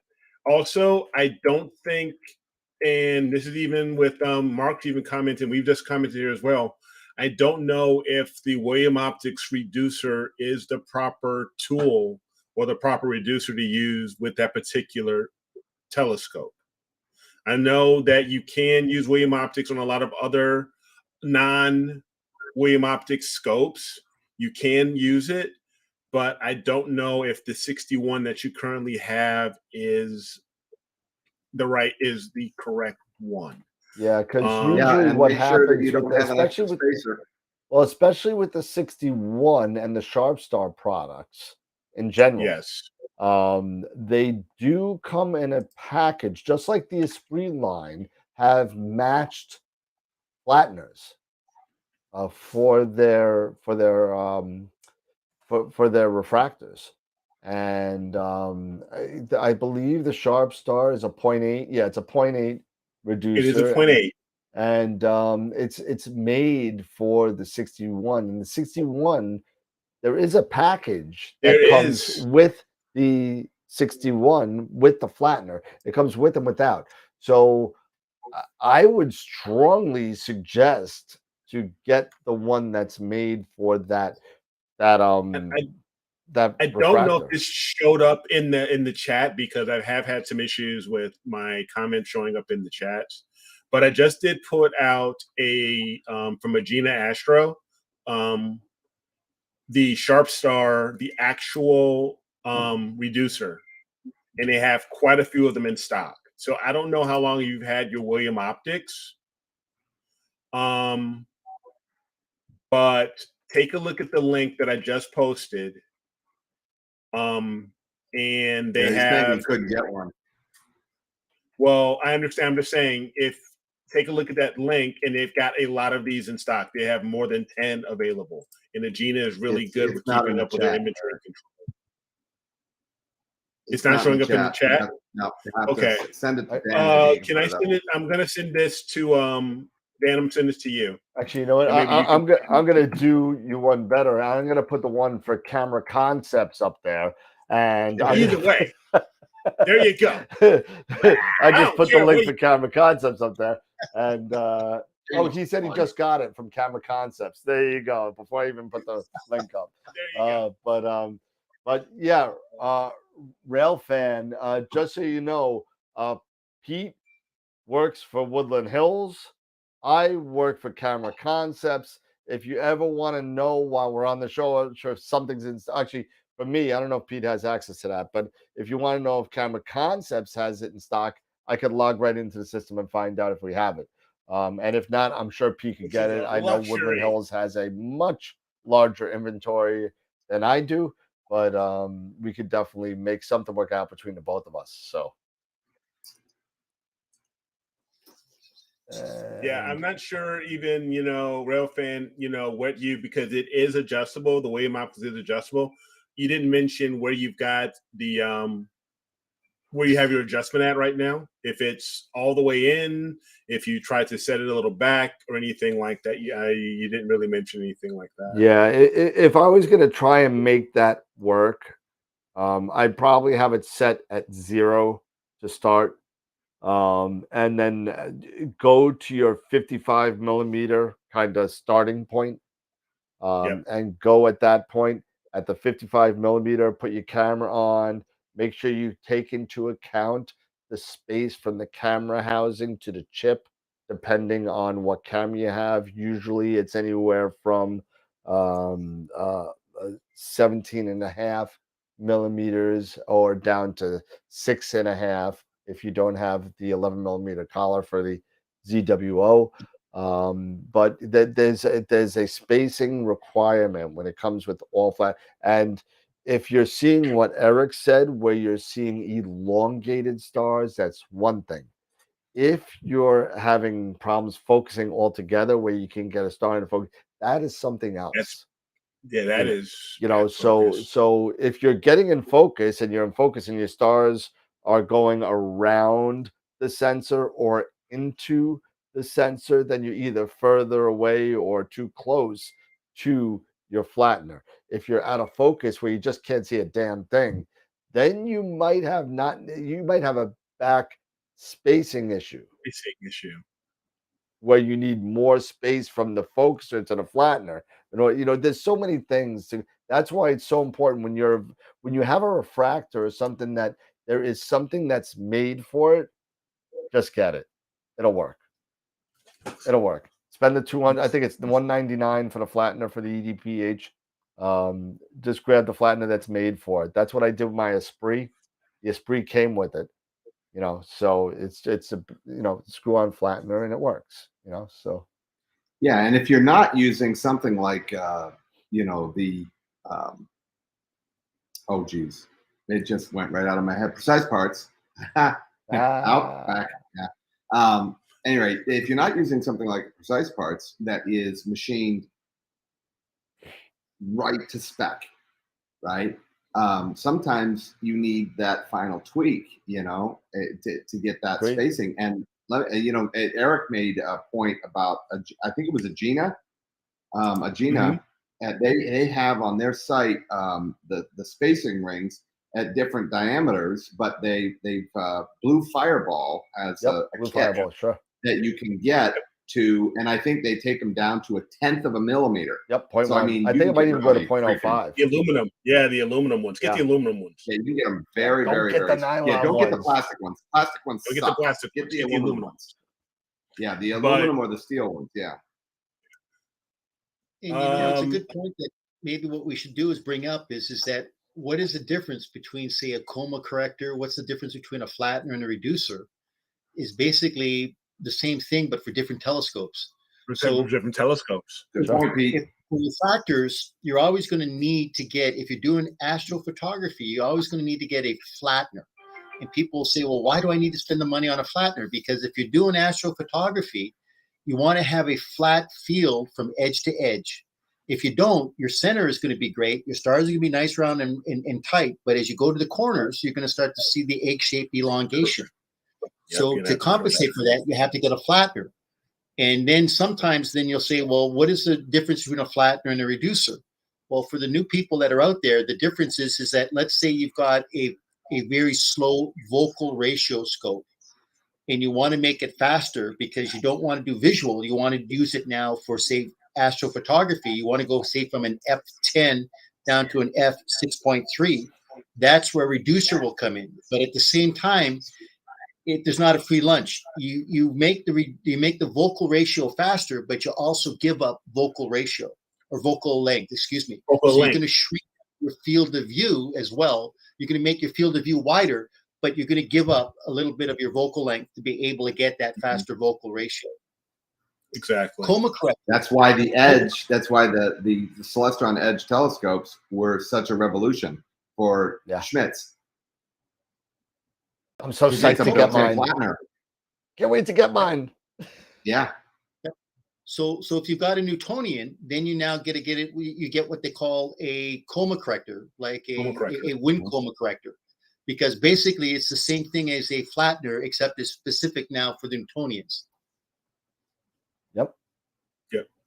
Yep. Because basically with coma correctors, it's your stars. Is it the stars? Is it because they are now also kind of getting those rings, like almost purplish? Well, it's about the shape of the mirror, if I remember right, because now you're dealing with a parabolic mirror, as opposed to a concave lens, where you're combating some sort of curvature issue or coma issue as in a Newtonian. It's coma. It's basically coma. You're correcting for coma. Yeah. So basically what coma is coma makes your stars look like little mini comets. Yeah. You'll have the head and then you'll have like a little tail, and that's the indication that you got coma with Newtonians. And like Richard had said, believe me, the best scopes for astro imaging are really Newtonians. I mean, they're phenomenal. I mean, they are fast. However, you just need to know there's certain little weaknesses based upon the coma. So you have to get a very good coma corrector for the Newtonians. As Richard was saying the other night, yeah, RCs, yeah, you don't want to start out getting an RC. You know, you might want to start with a refractor I've first learned and that build your way lesson up myself. into an RC. They do look sexy, like Eric. Remember, you said they do look sexy. But they look great. You don't want to learn with an RC. No. No. And you know, and what I was thinking about when I was thinking about the purple, I was thinking about the fringing in the purple. You have because the achromatic. You know, I was thinking achromatic refractor. The acros, chromatic aberration. You know, a friend of mine was searching high and low, and he was. I love this guy. He's a good guy. I'm not going to mention his name, but you know, he was telling me, and he was like, Dan, all I want is a high quality achromat. All I want. I was like, yeah, well, good luck. Try finding one. You know, the best high quality one, go to Costco, maybe, and you might be able to find one. But, you know, you're not going to find a high quality achromat anywhere. It's he wanted to use it for, I think it was calcium K imaging on solar. And he didn't want to spend the money for an ED or an APO or anything like that. He just wanted a piece of garbage achromat. I was like, yeah, well, I guess, you know, with calcium K, everything's blue anyway. You really don't have to worry about it. But I mean, do you really want to waste the quality? You're going to put a calcium K filter on top of this $80 telescope? Really? I'm like, come on, dude. You just get the ADED and have a day. You know, just spend the $650 and just do it. But sometimes it's like gold plating a piece of T-bone steak that's been eaten and gnarled by the Rottweilers across the street. You know, why would you want to do that? If you're gonna put a $2,000 filter on top, there's only so much you could do with an $80 scope. Lipstick on a pig, right? Yeah, I mean, come on.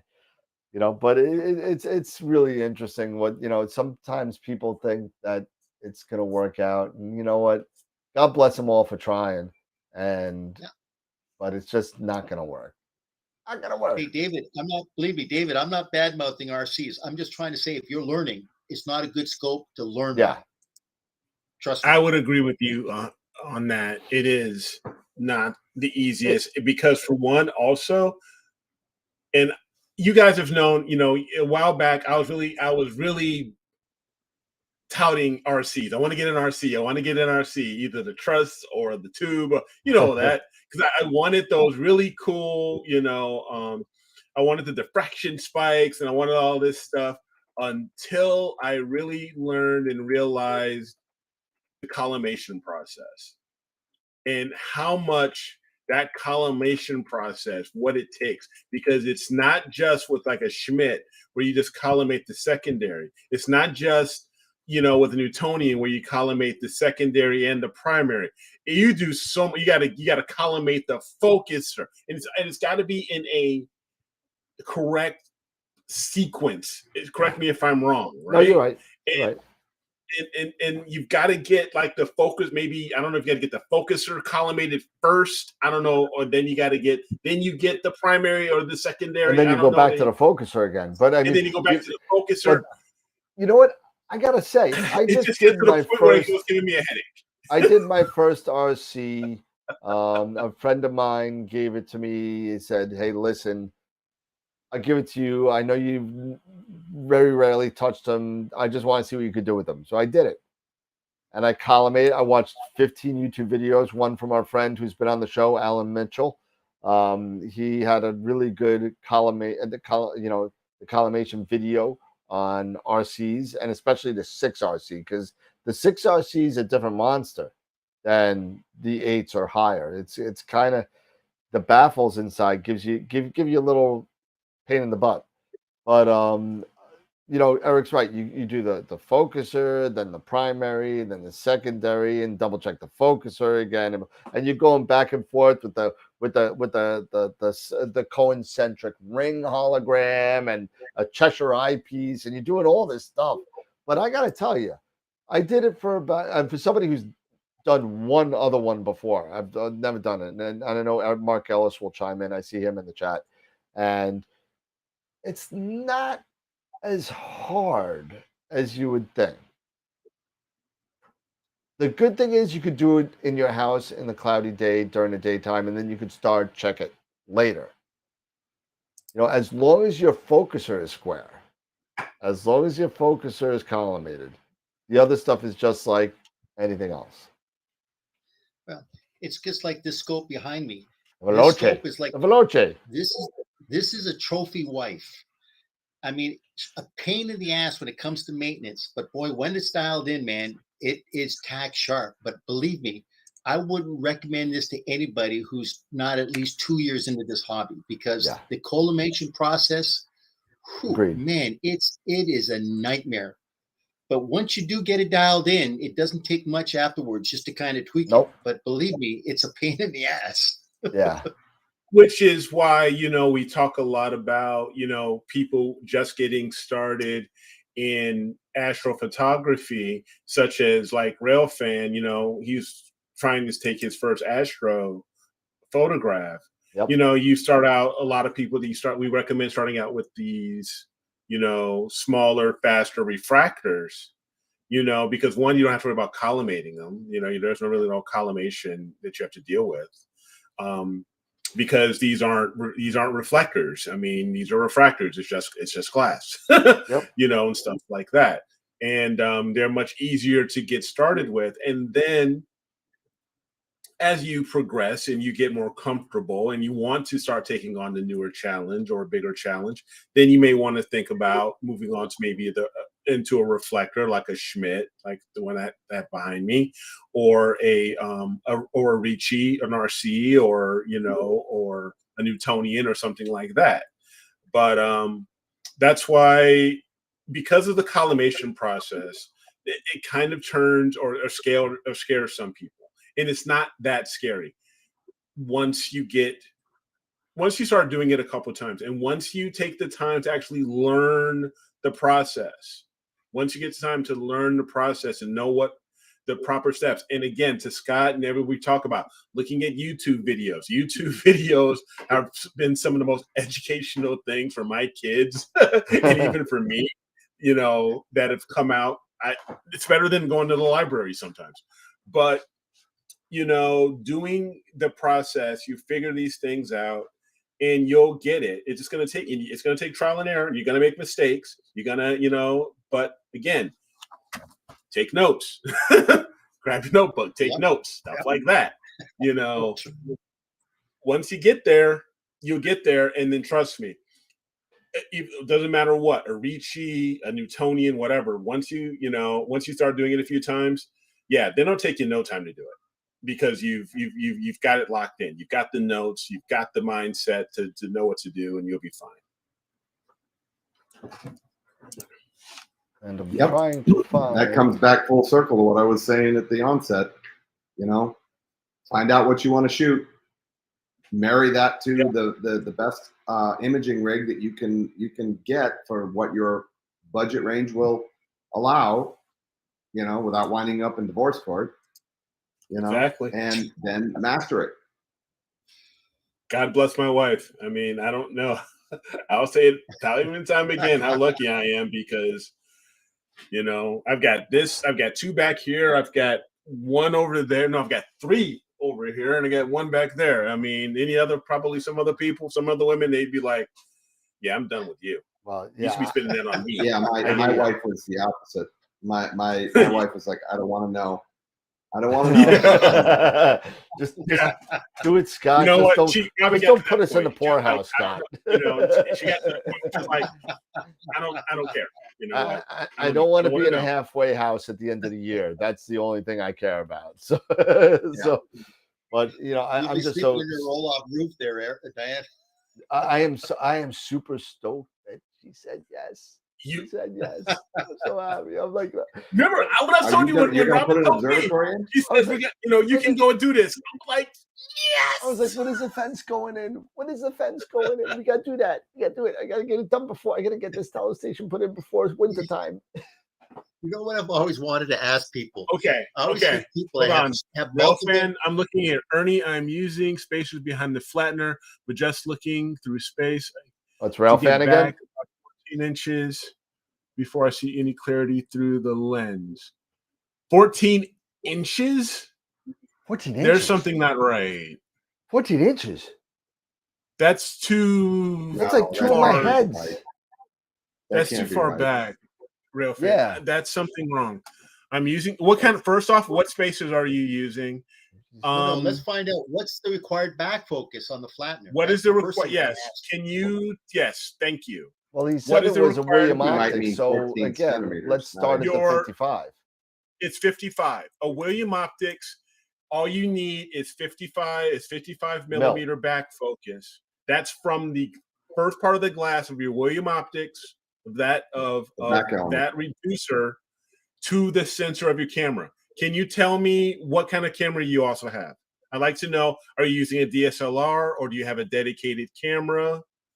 I'd like to know. And right now, if you're looking right now, are you using an eyepiece right now to do all of this, or are you using what are you using to view? To take a look and see this. There's a lot of variables here that need to be looked into. Yeah, from the objective, we just all you got to be concerned about is from the flattener. 148. That's wrong. That's not Okay, correct. So you've got a ZWO 148. There's That's no 6.5 148. There's no such thing as a 148. 148.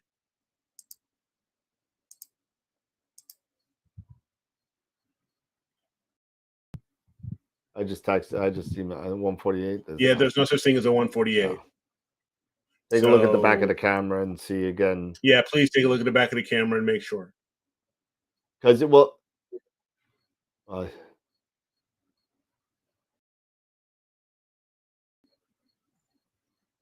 178. 178.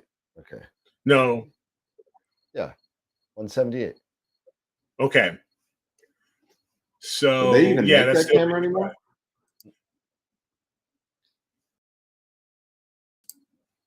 I don't know. They're not making. I don't think they make it anymore. Yeah, it's also uncooled if I remember right. Yeah, it is. It's an uncooled camera. Right, so it's basically it's a planetary camera. Yep. And with a real tiny chip. And with a very, very small chip. What's a telescope? And he's trying to image with that What's a deep telescope? sky. It's What's the the 61 telescope? EDPH, Pete. Yeah, it's a very small Star. pixel size. That is a very small chip. It is a very small pixel size, only 2.4 microns. Yep. Oh, that's tiny. Well, in all fairness, he's got a tiny focal length too. So I mean, that may work for him. For what he's trying to, but for just getting started. But still, you're still at 55 millimeter back focus, even with the small hockey puck. If you're 14 inches, you gotta sell me some of your spacers and put it in my closet of death. And that's what we need to do. But But the question is, hold it, Dan. Are we talking 14 inches from the back of the flattener or 14 inches from the front of the telescope? See, there's a big difference. We got the question was asked and it hasn't been answered yet. So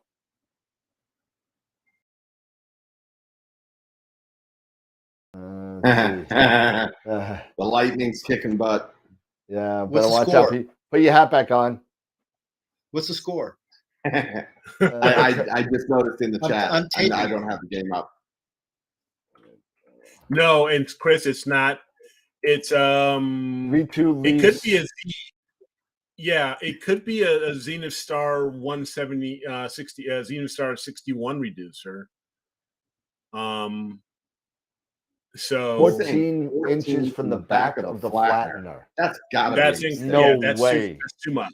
That's No too much, way. bud. You need 55 millimeters, including 55 millimeters. I think it's 11 for the 178.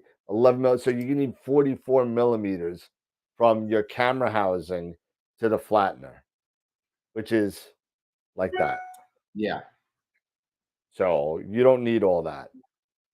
That's why you're Correct. not Yeah, getting it's about them that's focused. about an inch and 3/4. Yep. Oh yeah, I was gonna roughly. say about 2 inches, but yeah. So that's 25, way 25.4 millimeters per inch. So the 178's like this. This is a 290, but it's the same housing.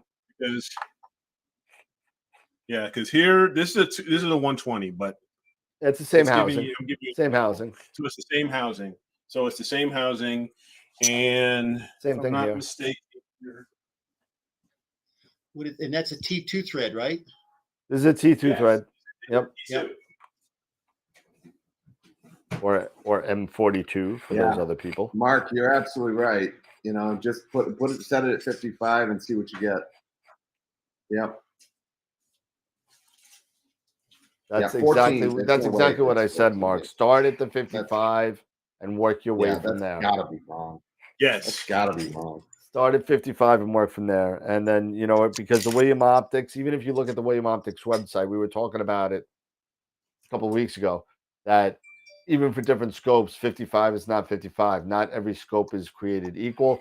So 55 is, again, a starting point, and get from there. And see if you're getting focus at 55 millimeters. So I'm using you're using 48 millimeter spaces. You're not using 48 length. You're using 48 millimeter thread. That's different. 48 millimeter spacing. 40 millimeters is like, it's like an inch and a half. You know. Yeah. So I would strongly recommend going to the ZWO website. There is a page there that speaks about back focus on their cameras. Yeah, it gives you the 55 millimeter, the best way to achieve it. I'm looking here right now. I'm on the site and I'm trying to check about the hockey puck ones, and so I can give you the right information. So just bear with me. It doesn't say, but because a lot of these are cool cameras. They're all cool cameras. Yeah, most of them are cool cameras, and no, even on the bottom, you're talking initially. This guy, it's about just this right now is 12.5 millimeter back focus. Correct. Just yeah, the way on the bottom right it says it. So it's 12 and a half. It's all the way at the bottom, all the way at the end has the uncooled cameras. Yes. So here, if I share my screen here, let me share my screen. Yeah. And I will Mark, while he's doing that, Mark makes a good point. He's saying that, you know, if you're taking all of your information from Cloudy Nights, you know, good luck with that. I mean, yeah, you got to understand there are some people on Cloudy Nights that they haven't taken their medication. Okay. I mean, we talk about it all the time. We talk about, hey, listen, you're going to ask a question on Cloudy Nights, and then you're going to end up with the recipe for peanut butter and jelly. I mean, it's at the end of the leg. You know, it's pretty bad. So I actually it's like a therapy session from One Flew Over the Cuckoo's Nest. Yeah, give me the ball, Chief. But yeah. Eric put it up on the screen. I made it big screen for everybody to show everybody the back focus. I also put the link in the chat on for this webpage into the YouTube chat. So that's the first thing. Right, because you start out. Because let me put this together here. Well, nobody can see you, so. Yeah, no, I'm just putting it together while that was showing up. Okay. But here, I'll go ahead and kill sharing. Whoa. But yeah, go to the ZWO website and. What the hell happened to my focus? Oh, I don't know, man. It's that Nikon camera. That Nikon. Quality control. that might be that. Yeah. Let me try reconnecting. Hold on, I'll be right back. Yep, no problem. But this, I guess Railfan, I'm kind of concerned about what it sounds like we're going between imaging and visual. I think we're going. I need you to clarify because now you're saying I assume I should be able to look through the lens and see any object several hundred feet away. Now, are you? Yeah, you're doing two different things here. Yeah, are you doing it through a live view on the camera? Or are you using an eyepiece? Yeah. Are Now, you if you're doing a using live view with the camera at nighttime, good luck. It's not going to be an easy thing unless you're shining it at a street light. Other than that, if the a way to get focus with, especially with the ZWO cameras, you put it on SharpCap, which is a free program. And you get it when you get the link through ZWO. It's to begin, it's a free. You load it up and you start it, and you'll get a live view right into your laptop, and you can get a rough focus from there. Once you get that, then you bring it out to the stars. You don't start and try and get try and get a rough focus first. And then you'll get something when you start attaching, because you could do this with the camera on. I see Eric's adapter bag I'm is like jingling it's like Christmas in Chicago.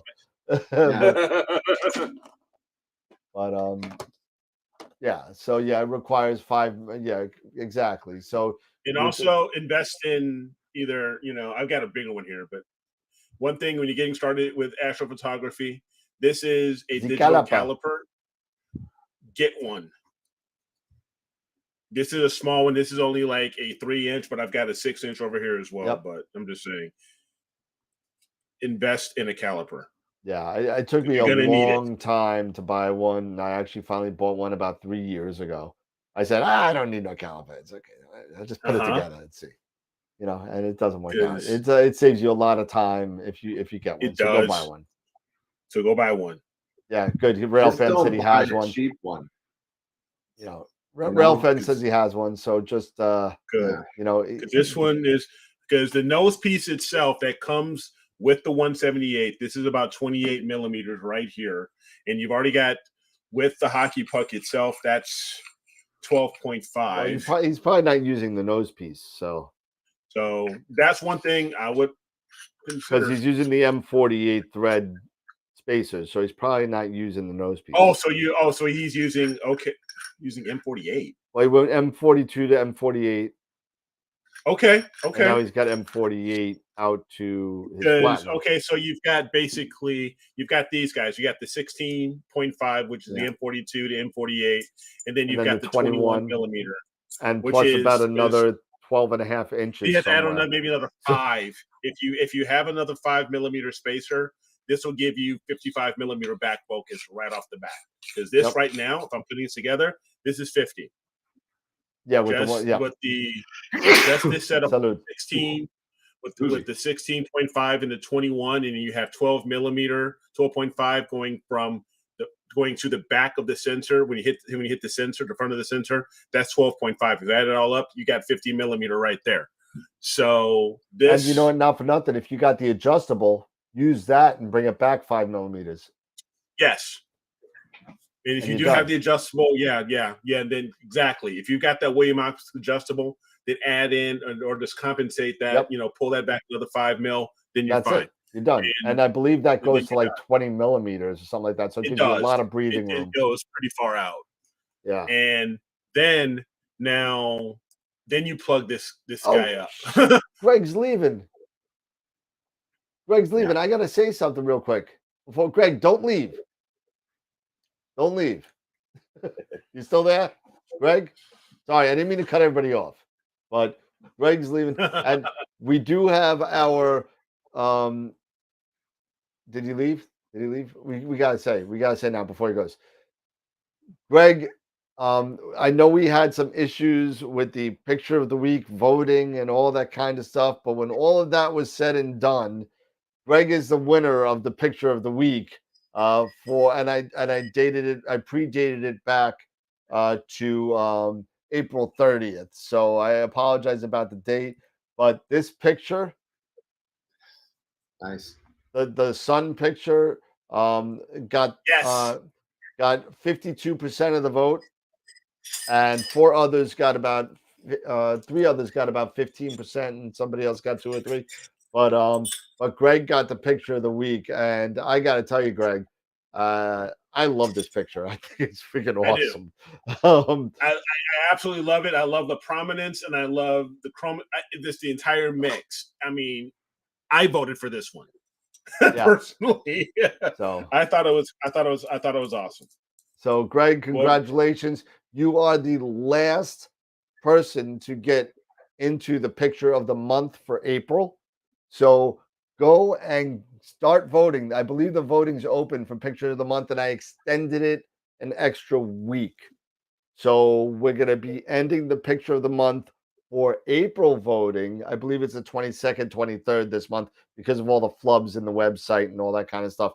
So I believe, and if I could share my screen real quick, let me see if I can get there before I show you everything. Let's see. So AstroWorld live site. Nielsen just jumped on. I see. Sean, how you doing, buddy? Hey, Sean. What's going on, bud? And edit. No, I don't want to edit. And I just. But yeah, no, I was hunting, jingling around for my extra 5mm, and so right now I've got there's a full 55 right there. And again, since you have the adjustable William Optics reducer, then just add on that extra 5mm right there, and then just use.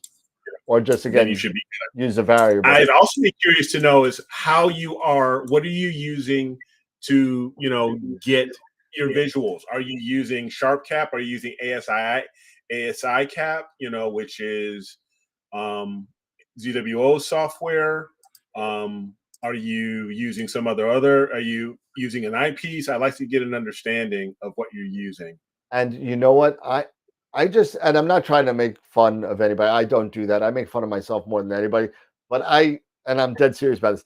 I want to see what 14 inches of back focus looks like. Can you just take me a picture of what that looks like and send it to my email? Because I just want to see if that's really 14 inches or not. Because that is, man, you're gonna kill somebody. You're gonna hit the bottom of a tripod with the 61mm, and it's gonna hurt. That. No, there's no way it's that. So that's 14 mil right there. That's 14 inches right there. Yeah, that's 14 inches right there. But so that's not right. Here you go. Just so you know, just so we know that it's working right now. So here are the 4 April. So this will be our second picture of the month nominees. So we got Mark Ellis with his Veil Nebula shot. We got Andrus, who won the second week, I think, if I remember right, with the Horsehead Nebula. Then the third week was Jason Trevino with his Roro Fucus. And then we got the one that just won, Greg Meyer, for the 4th spot. And the voting has started. The clock is running. You have 14 days, 22 hours, 48 minutes, and 10 seconds to place your vote. So we already got 3 people that voted already. It shows how many people voted already. And also, when you look at the top, I reset the Astro Power submissions. I'm sorry that there was so many issues with the website over the past couple of weeks. I tried to make it better and it failed miserably, but here we go. You could go to the Google Drive link and put your picture of the week there, or if it's small enough, under 100 meg, you could use your email and you could submit it here at the bottom. And then they'll start showing up here in the AstroPow picture of the week voting as we get them. So that being said, congratulations to Greg. Congratulations. Did you guys see his last comment that he's looking through a flattener? That's what? Only if he's doing astrophotography is he going to need a flattener. He is. He's using a 178 MC for photography. Yeah, but right now he says no software. No software. The flattener. So then Oh no, no. You can't use a flattener as an eyepiece. Yeah, no. Can't use it as an eyepiece, bud. No. You're gonna have to go to the ZWO website. You can go there to right there. You can go to their, I believe it's their support. You go to the support tab and go to software. You can download some software from there at ASICAP or download SharpCap. It's free. Yep. There's going to, we're trying to help you out here. There's a lot of free software. You want to take your first astro photo.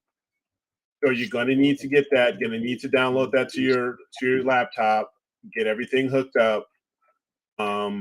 So we want to be able to help you get you through this process of doing your first astro photo. And listen, Railfan and Ernie said, throw the question, throw all your info on the Discord channel. There's so many people on there all the time to help out. I mean, there's people. I mean, we have, I think, 55 people on there now, if I remember right. Let's see. 20. Yeah, they're on there at all crazy kinds of hours. Oh, crazy. But we have 57 people now on the Discord channel. And it's really starting to become a really good place for quick answers. So it's nice. It's nice.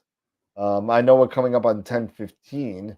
And we do have to do the giveaway for tonight. Go for it, man. We got to do the giveaway for the Masters of Pixinsight giveaway. We have to do that tonight. So let me just update the wheel real quick. Because there was the last thing, of course, I forgot to do. So let me do that.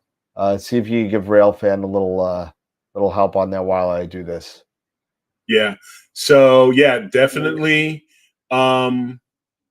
Railfan, Astro Puppet, which makes Frankie. Isn't it Tyler? No, Astro Puppet is Frank, my buddy Frank. That's Frank, sorry. But he makes a very good point. Find out if there are any astronomy clubs in your area or near you. There will be, we all start somewhere. You're starting from the beginning, it sounds like. They'll be more than happy to help you and answer a lot of the questions you have right there face to face versus what we're trying to do. So if I'm going here and let me just take this off here. If you're, and this isn't, this is just an example. So grab my guy here. This is a 91 millimeter. So a little bit bigger than yours. And this is a William Optics flattener. Okay. It's an adjustable one, just like your reducer. Okay. It's yours is a 0.8. This is just a straight 1X flattener. And it is adjustable so you can compensate. And since you're using that 48 the M48, then all you need to really do is you go on and you just screw this guy on in. And then you get that software that we were talking about, either SharpCap or ASICAP off of the ZWO website. And you hook that up to your you install that, hook that up to your laptop.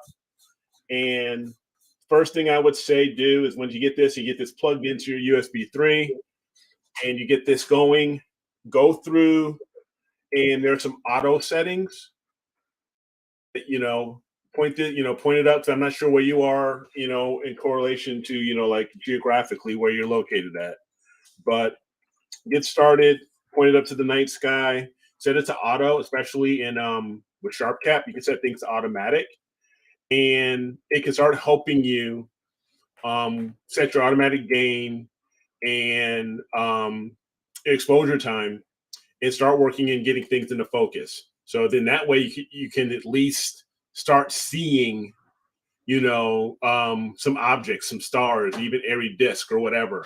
And then we can start helping you to figure it out through the Discord channel, what the next steps are going to be. Right. So I just saw something funny, not funny, but I saw something kind of cool when I was just uploading the IP for AP Masters of Pixinsight giveaway. Okay. And I'm going to share a screen for a second. Now, as you go through the names, right? Just recently, this must have happened. As you go through the names, and Eric, you watching? No, you're not even watching. Hold on, just a You're sec. killing me, bro.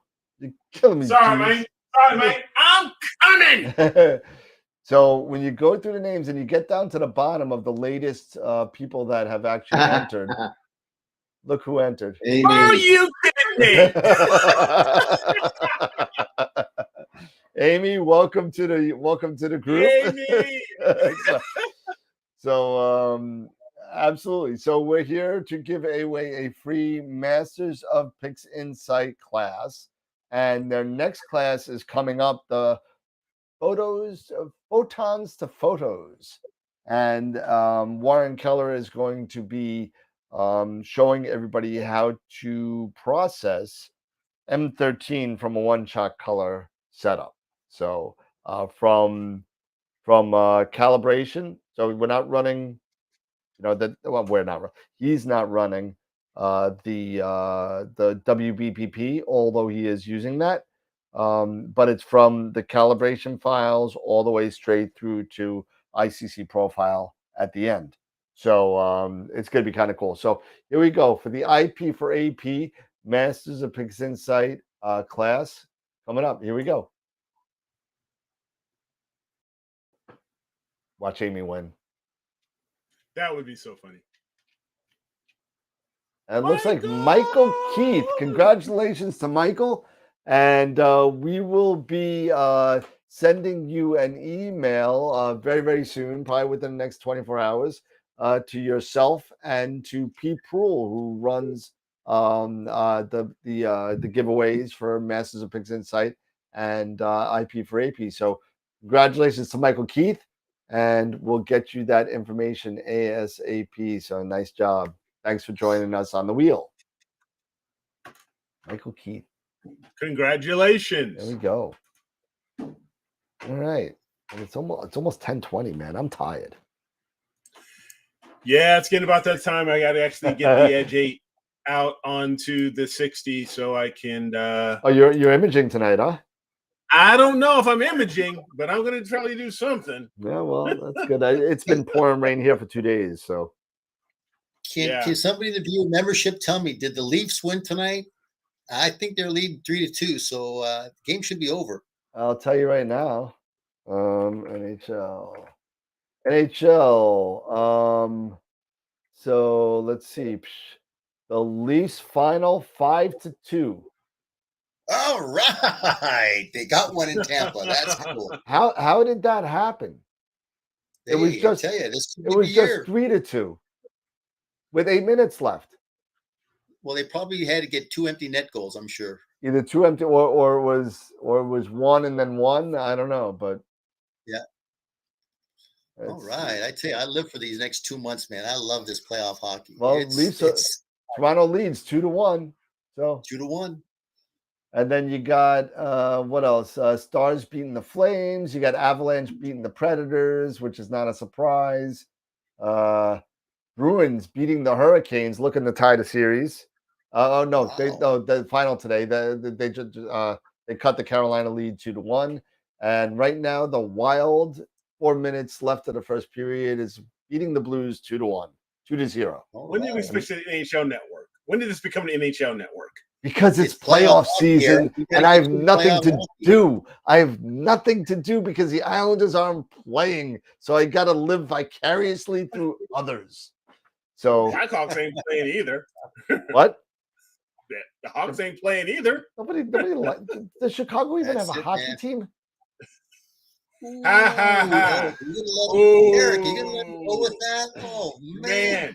Hey, when's the last time what the Islanders won the cup? Won the cup? Oh, when was the last time the freaking Blackhawks won the cup? What was it? 2015. Oh, that's right. They did with what's his face. Just don't ask Hayes, me that right? question. I know. Hey, I know it was this century. I know it was this century. Well, if we're counting the calendar century from when the Islanders, they've won within the last 100. Well, they won back in No. 73. I don't in the 73 is 2000s. when they started in 72. They didn't win in 73. Oh, that's right. They didn't. It was 78 or 77. 79, 77. Well, 77, hold on a 78. second, guys. No, King. no. 79, 80, 80, 81, 82, 80, 82, 83 was the last one. So, Hey, I was 12 years old when my father took me to the last time the Toronto Maple Leafs won it, and that was 67. So believe me, I'm in a drought. And I want to have, before I die, I want to have bragging rights for 1 year. That's all I ask. Just 1 year. this may be the year. Yeah, it could be. Kane and Taze. Well, Solid in all success. fairness, and on a complete way off the rail side note, like we haven't been there Yeah, already. Yeah. In October, my wife and I are planning to go to Toronto. Oh, I tell you what, then I'm going to give you some places to go check out. Well, I'm you just driving saying, Pete, you're a Toronto fan. Maybe, October, that's when the NHL starts, kind of, for Starts next there. year. Yeah, Maybe that you does want to start. fly and catch a game in Toronto with me? I don't know. We could do that, but you know what? You got to go to the Hockey Hall of Fame. Oh, I plan You on it. gotta I, go I plan Hall on of it. Fame. So, but Absolutely. the reason why I'm going there is because they are doing a night for Neil Peart in Toronto. And they were supposed to do it before COVID started, right after he Got died, canceled. and it got canceled. And I was going to go then, but now they're doing it again. They're doing it in Lakeside Park, which is also for you Rush fans out there is a Rush tune. It's called Lakeside Park, and they're doing this Crest whole of kind Steel. of they're doing a whole tribute for Neil, so it's going to be kind of cool. And I think I might be meeting up with Sean Nielsen there. I don't know. We'll see. Well, you're going to have That'd to be get nice. Ron Breacher because he's up in Toronto. He's not a Rush fan, but he will be an hour away, so I'm counting on having he's up in lunch or Kitchener. something. He's in Kitchener, isn't he? Yeah, just real Guelph. close. Guelph and Kitchener. Yeah, it's called Guelph Kitchener. There, it's real close. It's like Dallas Fort Worth. Oh, That's fair enough. how they are. They're that close. Minneapolis, St. Paul. Yep. We're off the rails, guys. Yes, and that being said, we're Pretty coming much. up on 2.5 hours, so I think it's time to say, and It's about time, guys. I am going to come up with an off the rail graphic. I really am. I just haven't done it yet. It's literally just going to be like a splash. It's going to be like when we go off the rails. It's just going to be a trigger. Hey, hold it, Dan. I got a question. Can you post that little link I sent to you on that YouTube video that I sent you in a text message? Can you post up so people can see it? Because it is pretty funny.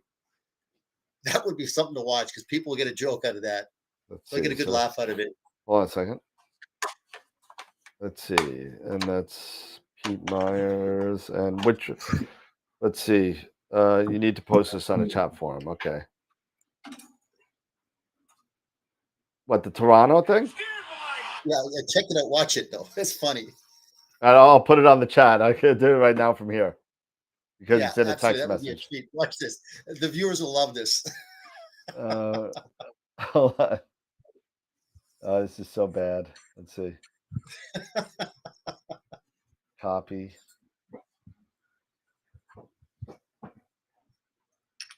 And we'll do it this way. Paste. There we go. That video I was telling you about, Dan, the one from with Neil and Drumworks. It's called, by the way, I looked it up. It's called Masters of Resonance. Yep, I looked it up. Yeah, it's amazing. And let's see. Facebook, right? Yeah, I gotta go check that out. And Facebook takes forever. Yeah, to and for load up. anybody that is in the chat that has never seen Neil play, you are I agree with you, Mark. living under a We need rock. a graphic with a train wreck going off the rails. Oh, it's This is coming. what's It's happening coming. right now. It's This is what's coming. happening right And Now, every guy should have a pet like this. is this safe to put online? Oh, it is. Oh, it is. Okay. Absolutely, it is safe. All right, It's so funny. here we go. So here it is. And let's see. You have There's Oh, audio? I've seen this one. It's very cute. There's no audio? No audio. Hold on. Yeah. Dog loses his mind. Yeah, I've seen this one. It's very cute. Let's see. I don't know if I could do audio. Oh, you know what? I'm muted. That's why. Hold on a second. Unmute site. And Like the dog's watching The Conjuring. I don't know if you've ever seen that one. That's hysterical. hold on.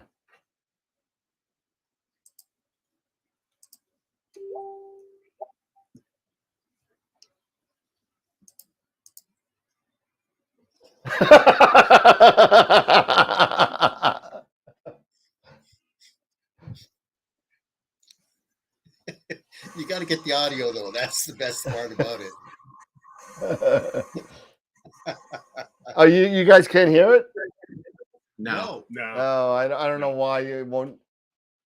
Oh, that's a shame. And I don't think Wait a minute. Hey, I Dan, don't think Dan, it do you was, have to put the volume up on the? I did. on I could Facebook? hear it on here, and it's just not going from. I got to figure that out. Sorry, guys, but basically, somebody scored a goal when he fell off the couch, and it was kind of cool. Yeah. Watch it. Right anyway. It's funny. All right, let's call this a wrap. How about that? Because we've lost 5 people just doing what we did. So. Oh my God, that's funny. Well, hey, you know what? That's It's the end of the night, and that's what we do. So, I guess to do a round robin final thoughts, and we're out. So, Scotty, Neil Peart's the best drummer of all time. agreed. I'm sorry. I digress. Yeah, no, don't get too hung up on the tech and the hardware. You know, do yourself a favor. You know, get onto YouTube, go and spend some money on some books, you know, and learn about the hobby. Find out the principles of why we do what we do. You'll be much happier in the end. Absolutely. RTFM. Yep. Eric. Yep, I totally agree with that. We had a guest on, not just early, I think last month, Charlie Bracken, you know, Deep Sky Imaging Primer. Great book. One of my, you know, it's one of the very first ones I started out with. Don't get so hung up, you know, as Scott said, on the tech. If you have questions, share them on the Discord channel. Post them there, post photos, you know, stuff like that. If you need help, people are on there all the time. And don't get discouraged. And again, get a notebook, get a pencil, start taking notes. Take notes of every, you know, of almost every step. And remember, just take your time. This is not a sprint. This is a marathon, and it's going to take time to get all this stuff locked in. And once you do, then you'll be ready to move on to the next steps. But use the equipment, and don't be afraid. Use the equipment you got, even if it's a DSLR, even if it's the camera lens. That's where your start is, and start from there. And find that local astronomy club. And, you know, and they'll help you out as well. So we're here to help you, but there's other people out here to help you as well. Yep. Mr. Pete. Just like Eric was saying, and Scott, hone the skill set with the equipment that you've got, because you're going to learn by your mistakes, but you're going to grow by your successes. And believe me, don't keep up with the Joneses. Believe me, as you start to slowly advance and you get a little bit more disposable money, you'll start to kind of hone your skill set. You're going to start to increase the higher quality of your equipment. And then you're going to start to see how you just will take off with your post-processing, because good data, garbage in, garbage out. So you got to get the best data that you possibly can, because you know what? You can only put so much lipstick on a pig. You can't do much with anything with bad garbage. So believe me, just hone your skill set with what you got right now. Oh man! All I gotta say, even though you put lipstick on a pig, everything's better with bacon, so it doesn't matter. So, so anyway, I really don't have any final thoughts. I have no thoughts to begin with. I have no thoughts to end with. So, everybody, have a good night. Have a great weekend. Have an awesome Mother's Day for you mothers out there. Yes. Happy Mother's Day. Happy Mother's Day for to, everybody. You know, my beautiful wife, you know, and and my stepmoms. I love you all. Happy Mother's Day to all of the moms out there. Oh, that was so sweet. You know, thank you for all you guys have done. Because you're gonna make me cry. Thank you for all you guys have done, because we wouldn't be here if it wasn't for you guys. Absolutely, absolutely, and you know, keep the growth coming, keep the people coming, spread the word, spread the love, get more people involved. Caring is caring. Caring is sharing. Absolutely. And everybody, have a good night. And as always, remember, keep imaging, keep educating, and clear skies. And we'll see you in a couple days. We'll see you on Wednesday. Have a good night, everybody. Take notes. Take notes. Take notes. See you, everybody.